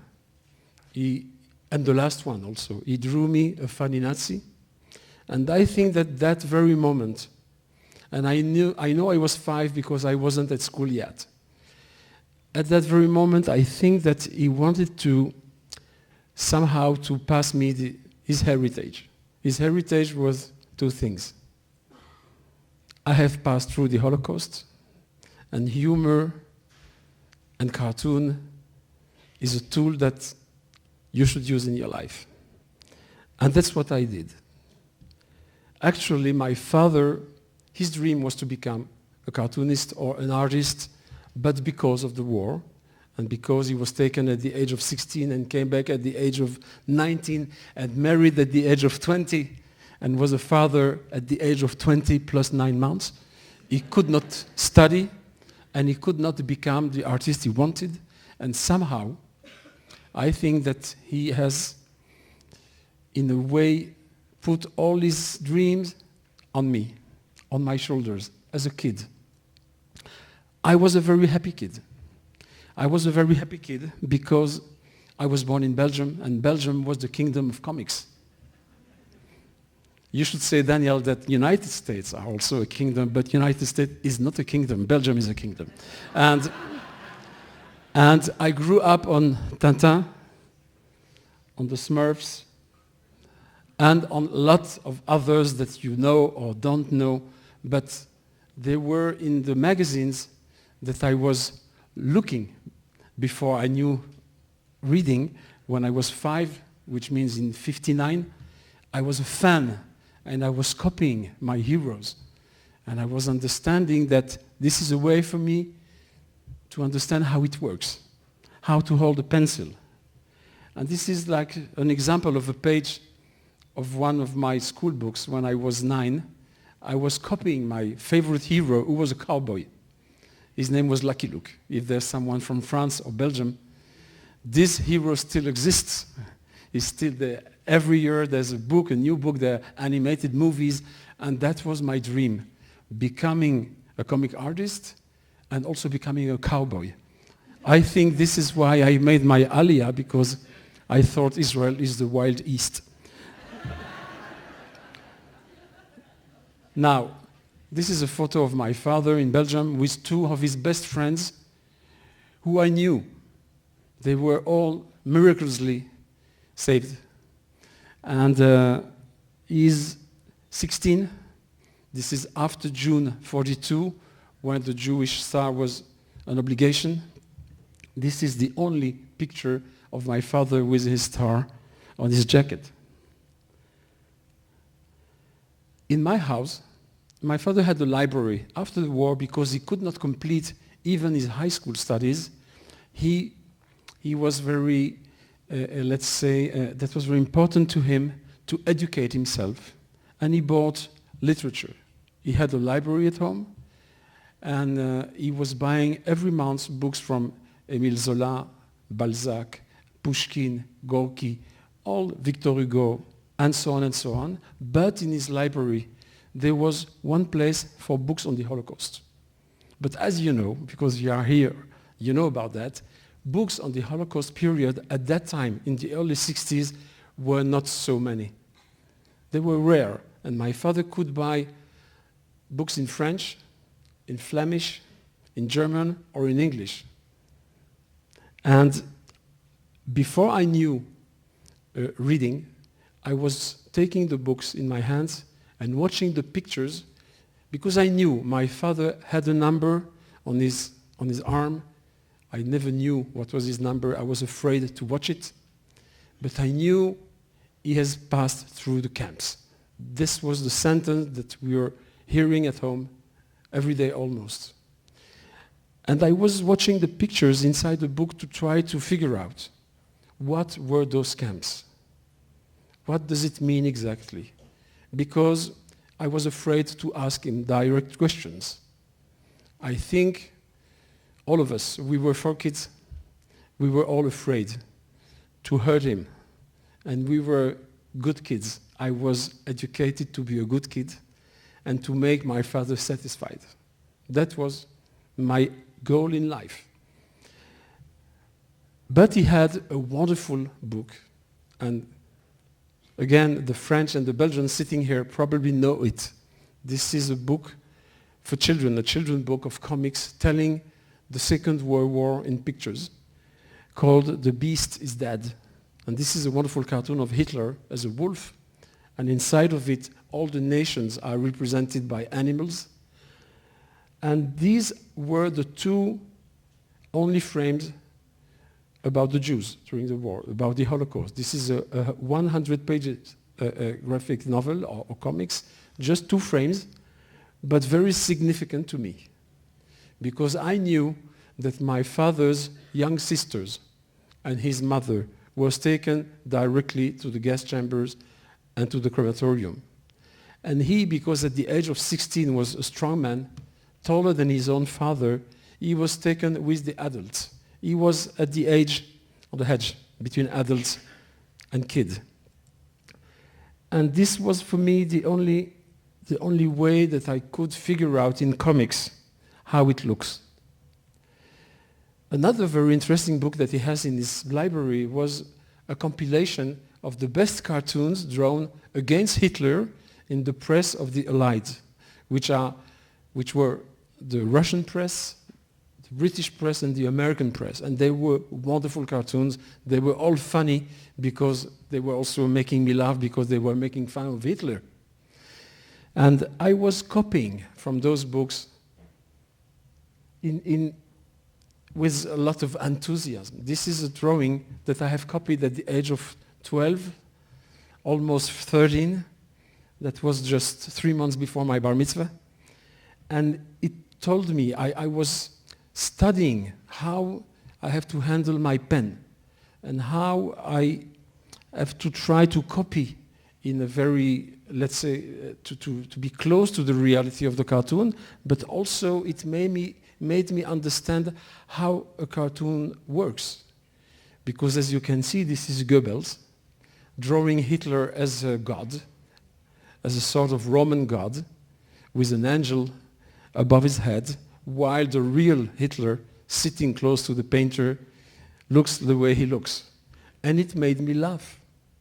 And I was copying, and I was taking it to school to show to my friends how I know to copy. But I did not know at that time that I was the only one at school to draw cartoons about Hitler. Because I grew up in a non-Jewish school, and I have been almost all my studies in Belgium, the only Jewish in the school. So I think that was for me an informal school, how to become a cartoonist. And an incredible thing that happened to me 15 years ago, 12 years ago, I don't remember exactly when it was. My father sent me a letter from Brussels, and he put inside of it cartoons that he did when he was 20, after the war, when he was in the sanatorium in Brussels. And this is 3 of the cartoons that he did, and the first one above is Hitler refused entrance to Satan, by Satan, okay? He says, go back, no entrance for you. And why is it so incredible? Because he never showed me those cartoons. This is just how to figure out how, let's say, the communication was inside the family. I did not know my father did cartoons in 46. This is incredible. And now I keep them, and I will probably frame them and put them in my house. But for the moment, I keep them. Another very important thing that happened to me was the day I read Maus. I read it the same year it was published in the States. I found a book in Jerusalem in a bookstore of English books. I did not know about that. I haven't heard about it. You know, there was no internet. I did not know who was Art Spiegelman. I simply, in the display of the shop, I saw this book with this cartoon of 2 mouse and Hitler on the back with a swastika, and I said, what is it? I opened the book, and when I saw it was comics, I bought it, and then I went out in the Independence Park in Jerusalem, if you know it, and I sat on a bank for 2 hours, and I was totally, let's say, on the shock. I was on the shock because that was the first time ever I read a comics about the Holocaust, about a son telling about his father's experience in the camp.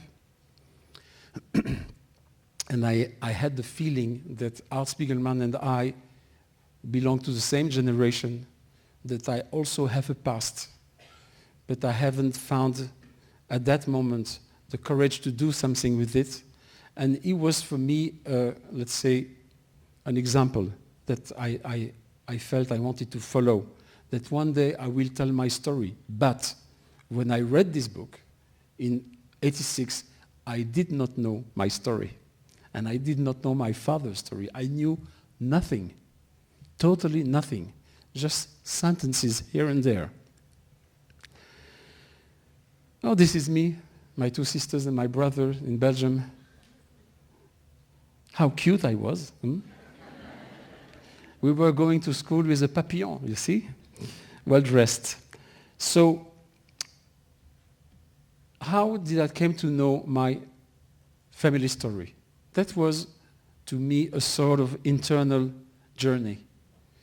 That was an internal journey that was, I was digging in my memory, I was digging in family photos, and I was trying to make a whole picture and to understand what is our story.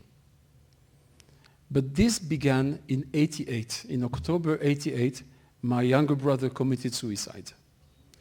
And that was, for me, the turning point. That was, for me, the time I began to ask questions, and that was the first time I really understood that something is wrong in my family. That something was not the way I thought it was. And that I wanted to understand why he did that. Why he did that to himself. And why he did that to me, his brother. We were the most connected in the family. And why he did that to my parents. So the way for me to deal with that and to face it at the beginning was, for the first time in my life, to write diaries. Alexandra, I wrote a diary, hundreds of pages. I had a sort of a need, a strong need. I could not resist. And I was writing, I did not know how the sentence would finish and how. And I was writing and writing because I needed to talk to someone.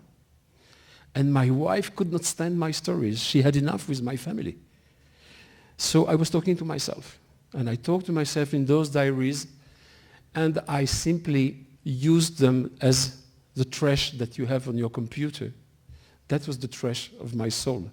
I put all my dirt inside of those diaries, and it was the beginning of a process that led me to the book, but it took a long time. And I wrote in different circumstances, on different formats, never when I was at home. Never when I was at home because I was too busy. We grew up 3 kids, my wife and I. They are now grown up. We have 2 granddaughters. So I was busy also as making my career as a cartoonist, as an illustrator, as a comics artist. I had no time at home to take time to myself. But when I was traveling, and I had to wait for my plane in the airport, and I had trips of 4 or 10 hours, I was writing to myself. In 2004, 10 years from now, my father has published in Belgium a book called, Ephraim translated for me to English, A Teenage Time Lost in the Night of the Camps. Okay, free translation. That was the first time I could read my father's story. He wrote it chronologically from the day he was born until the day he was liberated from the camps. But it was not easy for me to read it. I was angry on him. I was angry on my father because he wrote a book before he told me. And I'm his son. I'm not his reader.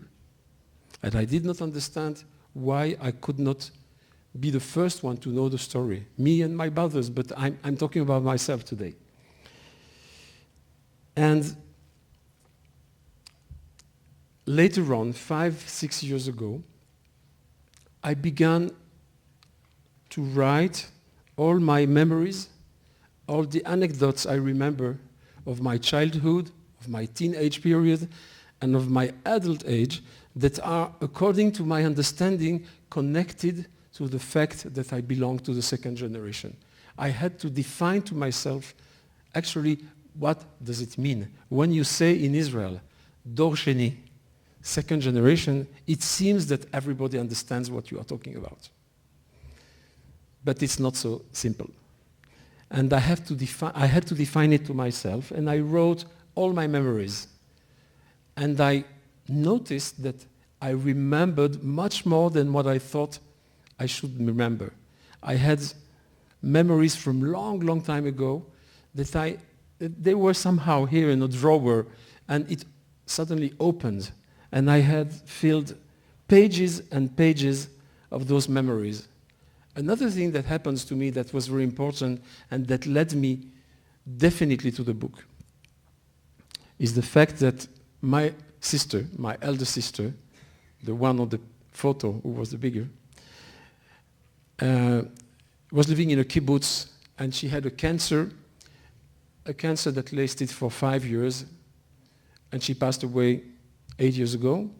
But during her cancer time, we met almost 3 times a week. She was also here in Hadassah, in an hospital, and I live in Jerusalem. So the quality time that I could spend with my sister, my 2 other brothers and sisters stayed in Belgium and France, was a time that we could put our memories together and try to draw to ourselves our story. That was after my father published his book. And we were both angry on him because it was not full enough, because there are things that he has probably decided not to put inside, and because there were too many things that he never told, and we did not understand why. We had no answers to all of that. But this quality time discussion that I had with her gave me the strength and gave me the final material, gave me the insurance that I will be able to do my book. But I still was afraid to do it because my father is alive. I understood that this book will be very revealing on my life, on my feelings towards my father. I had things to say about my mother that I know that will be unpleasant to my father to listen or to read. I simply did not want to hurt him, but I could not.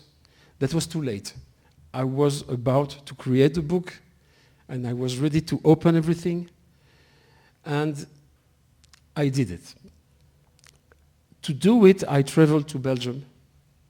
I could travel to the States or to another place. I needed to be alone, far from my, let's say, from my day-to-day environment. And I began to write in a good French, the best I know. I had the feeling I want to do it in French because my childhood and teenage memories are in French, because the French market of comics is much bigger than the Israeli one, and that I could find more easily a publisher because I wanted to publish it. I did not do it for myself. And I traveled for 10 days. That was the first time in my career that I took 10 days for myself. Because as an illustrator, as a cartoonist, I work for others. I work for newspapers, book publishers, magazines. This was the first time I was the commissioner of the work for myself. That was the first time I was writing a book. That was the first time I was doing something very, very autobiographical, and I needed to be alone, far from home. I wrote 50 pages, and I drew 10 pages. That was to me a test. That was the way it looked. To write the book, I needed documentation. So I had, with Google, all the images I needed about the camps when I wanted to quote or to talk about my father's experience, but my goal was not to tell about my father's experience. He told it in his book. Now that was my turn to talk about our generation. I had also photos that my father sent me in his letters. My father had become, 25 years ago, a witness of the Holocaust, going to schools in Belgium, to high schools. He has been testimonying now, according to his list, 450 or 70 times in different schools in Belgium. And he has been 49 times to Auschwitz with schools. And he has photos and he has letters from those young people. And he sent me in his letters photocopy of the, let's say, of his fans, thanking him for being such a wonderful man, and also photos in ceremonies. He has 18 medals still today. This is an old picture. He only has 12. And he became somehow, and this is a thing that I understood in the process of the book, he became a hero of the Holocaust. But the father that grew us, that we knew at home, was a victim of the Holocaust. He was not at that time a hero. Survivors were not considered heroes. He had not the courage yet to tell his story. No one knew him. He was a number who was supposed to disappear. And this is the father that I knew. And I loved him the way he was. And when he became a hero, I had a problem with that. Because he wanted me to consider him a hero. I could not. I could consider him just a father.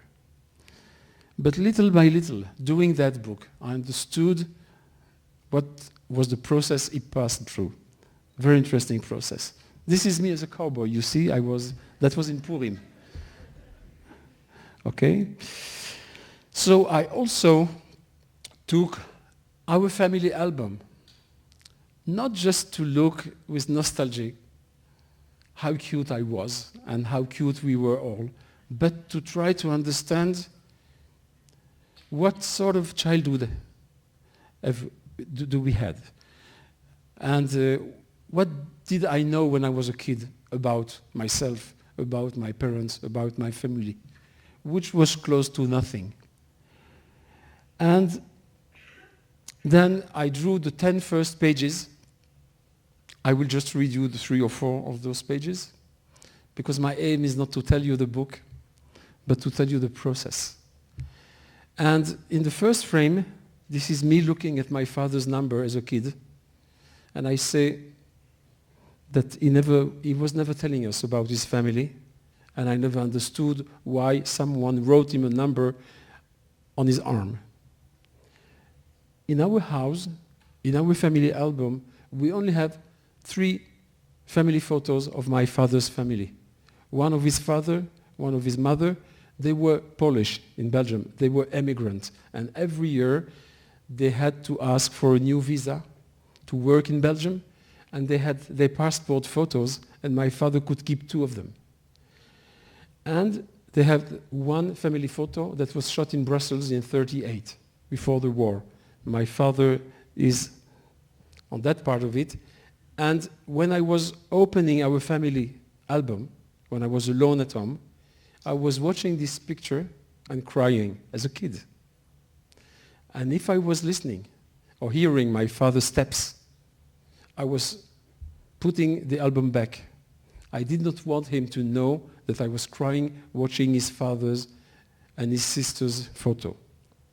Then we are all eating together. We are the 4 of us on the table, around the table. You cannot see my little brother. He's here. You see his head, because he could not reach the table. And my mother is giving the soup. And after the soup, my father, every meal had a grapes, okay? A big burp. Because after the war, he had problems with his stomach, and he had to take some medicines about that. And he was the only one allowed to make a grapes when we were eating. But one day, I wanted to show that I'm able to do even better than him.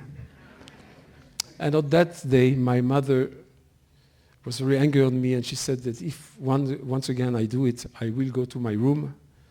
And then I asked, but why why is it allowed to Daddy? And she said, Daddy is different, he was in the camps. And I say to myself, what are the camps?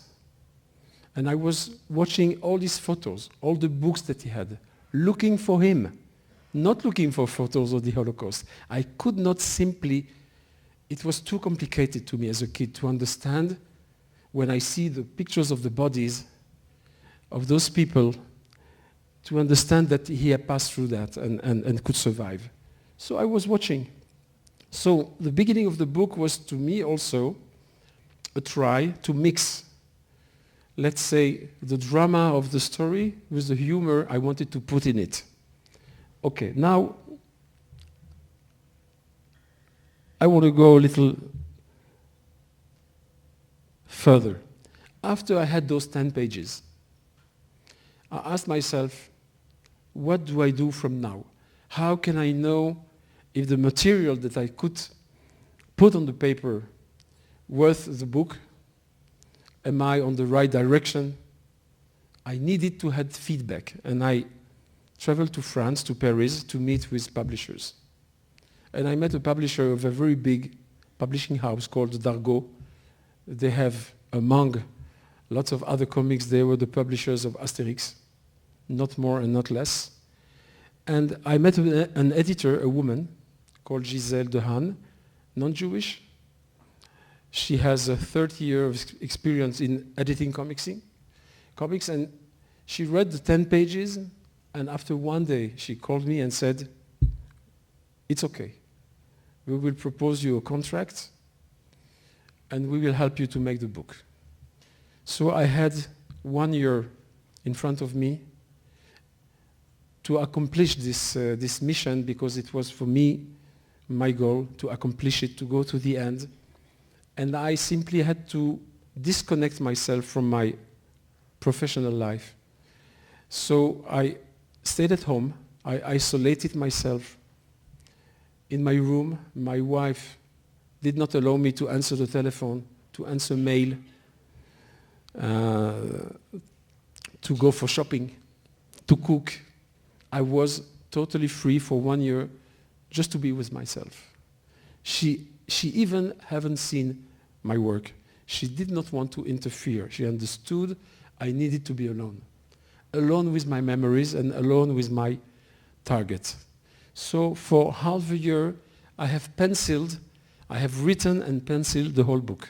And this is the way it looks. Okay, I can show you some double spreads. Okay, this is the way it looks, a work of an artist. Okay, now every page has been drawn 3 times. A primary sketch, a final sketch, and an inking, which is the final artwork. This is a page, an example of the first pencil page. I'm at school. I'm 9 years old. And the teacher comes to the class. He comes from the church to teach the New Testament. And just before he begins the class, he calls our names, and he did not call my name.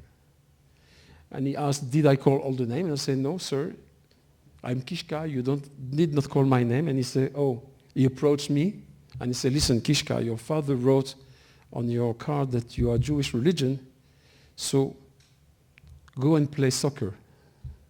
I said, okay, thank you. And I went out to play soccer. And to do that, I found in my archives a photo of that class. You see, this is me sitting just in the middle. The first row was the row of the best pupils. And I needed to be the best because my father proved me, and he said to me, I was the best before the war, you must be the best, and to show the non-Jewish that you are more clever. And I said, okay then. And I did it. I also, because of those pictures, and also pictures I could find, you see here are pictures from Google, schools of the late 50s, early 60s in Belgium and France. So I could recreate the atmosphere of a real class. This is the final pencil sketch, and this is the inking work, okay? I did all the book in ink, in black and white. And after he told me I can go to play soccer, so I played soccer alone and said, wow, it's cool to be a Jewish. Because the non-Jewish have to study and I can play. But after the break, all the class joined me to play soccer. And this one, Christian Delcourt, told me, oh, now we just learned that you have crucified Jesus. And I said, no, it's not me, and I even don't know him.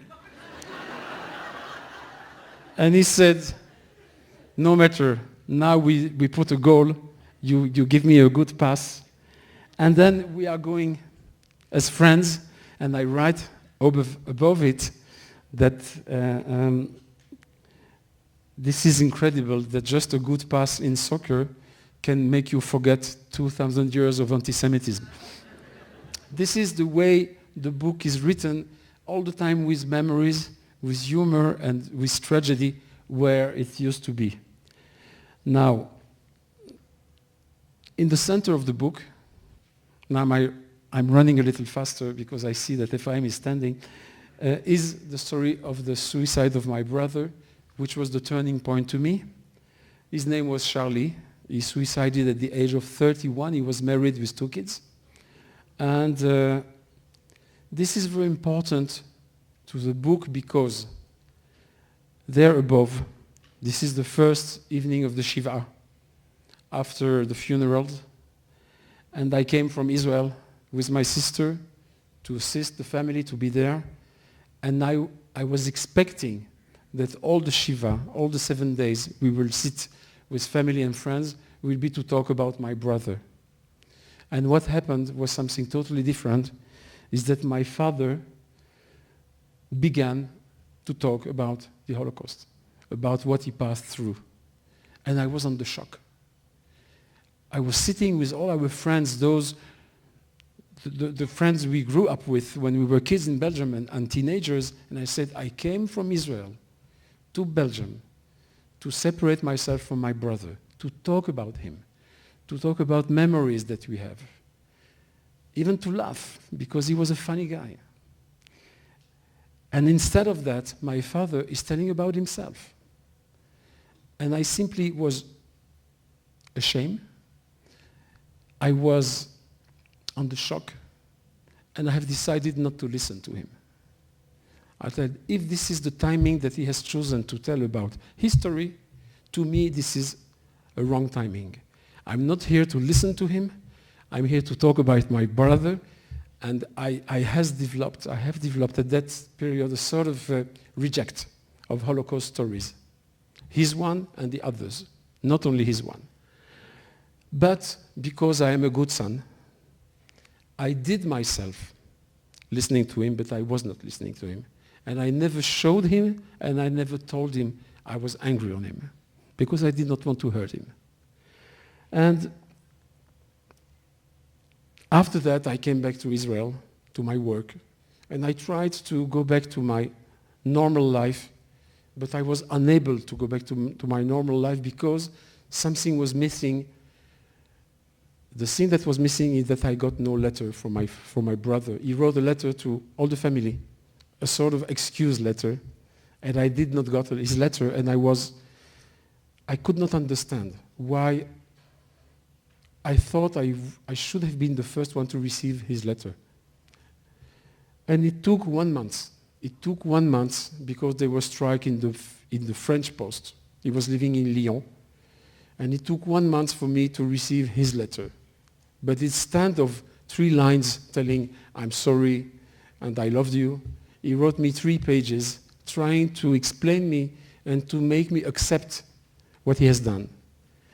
And I received his letter, and in his letter he also pointed my parents as, to his opinion, partly responsible of his suicide. And that was a very hard letter. And I was in a position, a very delicate position, because all the family was asking why is that happened. I had a lot of answers. And the letter was so hard that I've decided never to tell it and never to show it to any member of my family. So the book was the first time ever I told my family, those who remained, that there was a letter, that there was an explanation. And I knew that my father will have to face it. But what happened? And in the process of the book, I had a lot of understandings, and that was the best period of my life ever as a creator. I thought at the beginning that it was an inside journey, but it was also a trip. I was in high. Doing the book was so important to me. I was so pleased to do it, at least after all these years of hesitating, that what I understood is that my father, after he began to talk, and after he was recognized in the Jewish community of Belgium as a guy who knows to speak, and is able to go to schools and want to go to schools, and to meet teenagers who were exactly the age he was when he was arrested, to tell his story as a Belgian, as a Jewish Belgian who survived. So my father has reconstructed himself, totally reconstructed himself. He has rehabilitated himself to the society. He was a number, he was a victim, he became a hero. And this was the best thing that ever could happen to him. Really, till today when I look at him, at his age, going every year, 3 times a year to Auschwitz, and 2 times a week to schools, I have a lot of admiration. I'm a fan of my father. I'm not only his son today, I'm also his fan. But it took me 25 years to digest all that and to close the circle. And this is him going to the camps, and you see all the teenagers are crying. And then I'm on the phone, I'm in Jerusalem, and I called him, I said, no, hello daddy, how was it in Auschwitz? And he understands, wonderful, they all cried. And also in the book, last thing I have to tell, I have never been with him to Auschwitz, never. I have never been because it took me 20 years to overcome my anger on him, and I did not want to go with him, but I could not tell him, I'm angry on you, so I told him, I'm too busy, which was true. But I could be busy and not anger, okay? I never went because I did not want to go with 50 or 60 Belgian teenagers who are crying together when he speaks. I thought that as his son, I deserved another way. I deserved to go just he and I. And I said, you know, Father, I cannot, I'm too busy, but to be frank, I don't want to go with the group. I don't want the photos. I don't want the whole stuff around. Just you and me. Tell me your story. Tell me what you haven't written in your book. Tell me what you don't tell to those teenagers. And if not, I'm not interested. That was not easy for him. But doing the book, I understood a thing. I understood that the way I want to go to Auschwitz with my father, it will never happen. My father needs his public. Because he knows exactly how to tell. He knows his text by heart. And he knows exactly at the very moment they will begin to cry, boys and girls. And he's not able, I think that his testimony and his book has taken the place of his real memory. This is what I feel. This is what I have told him. Because the book has opened a new page between my father and I. You know, we always have had a wonderful relation, but it is now better quality. Better quality because I said everything I had to say, and he has accepted it, but it took him 1 year. 1 year to accept, to digest. And I say, I want to go with you VIP to Auschwitz. Red carpet, just you and me, nobody in the camps, no school, no Israeli flags, nothing, just you and me. And you tell me. It's impossible. And my father is getting older. And he will not be able next year to do it. So Doing the book, I understood that I'm ready to go next year with him, with 50 other teenagers. I don't care, because he wants me and I'm ready for it. But I explained to him in the book why I don't want. I explained him, and he read it. You know, my father, this is the thing that I wanted to tell him through the book. My father has always considered he is the only one who has suffered. When he meets another survivor, the first question he asks is, how long have you been in the camps? And if it is less than him, he says me after it, he hasn't suffered like me. So he could not understand that we, the kids at home, we have suffered also. We have suffered what is called the second generation post-trauma. I don't like this name, but let's say that my life was quite different from the life of the other Belgians I grew up with when I was at school. They had a different past, a different story. And that book made me understand better my story, and I ended the book by a real evening of Holocaust jokes that we had at home. My father came to Jerusalem. We made a wonderful dinner at home. My sister came, and we joked about the Holocaust between us, and that was very funny. That was so funny that at the end of the evening, my wife was just coming back for her karate training, okay? You can see her. And she asked, what's happening here?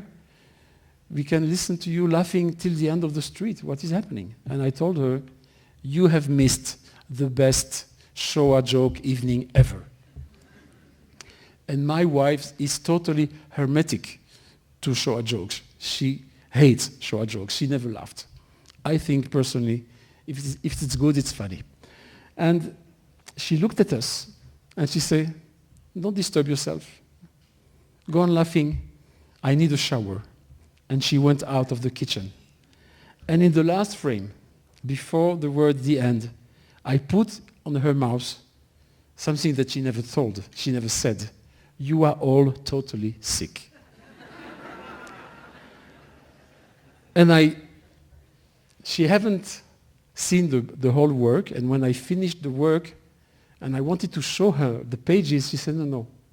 When the book will be printed, I will read it. And when she read the book, she said to me, I never said this. And I said, I know, but it was written on your face. Thank you.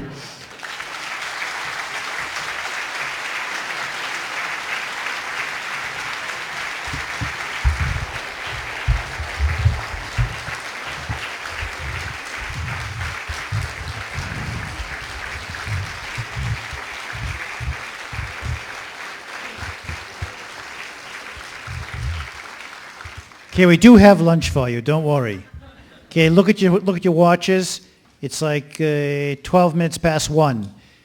We are changing the program a bit, and at 2 o'clock, not at 1:30, at 2 o'clock, you have a break until 2 o'clock, and at 2 o'clock, we will do the breakout sessions on the national organizations and their educational visions. That's going to be from 2 to 3:30. There'll be the break as indicated in the program, and then from 4 to 6 will be the films and the dramatic presentations. At this point, we're not going to see each other again. We'll see you tomorrow morning. One thing, the evaluation that we asked you to fill out, you couldn't because you didn't get it last night. And it's on its way, so please try and access it. At the end of this day, hopefully by 6 o'clock, you have the evaluation for Wednesday. Have a great day, and we'll see you tomorrow.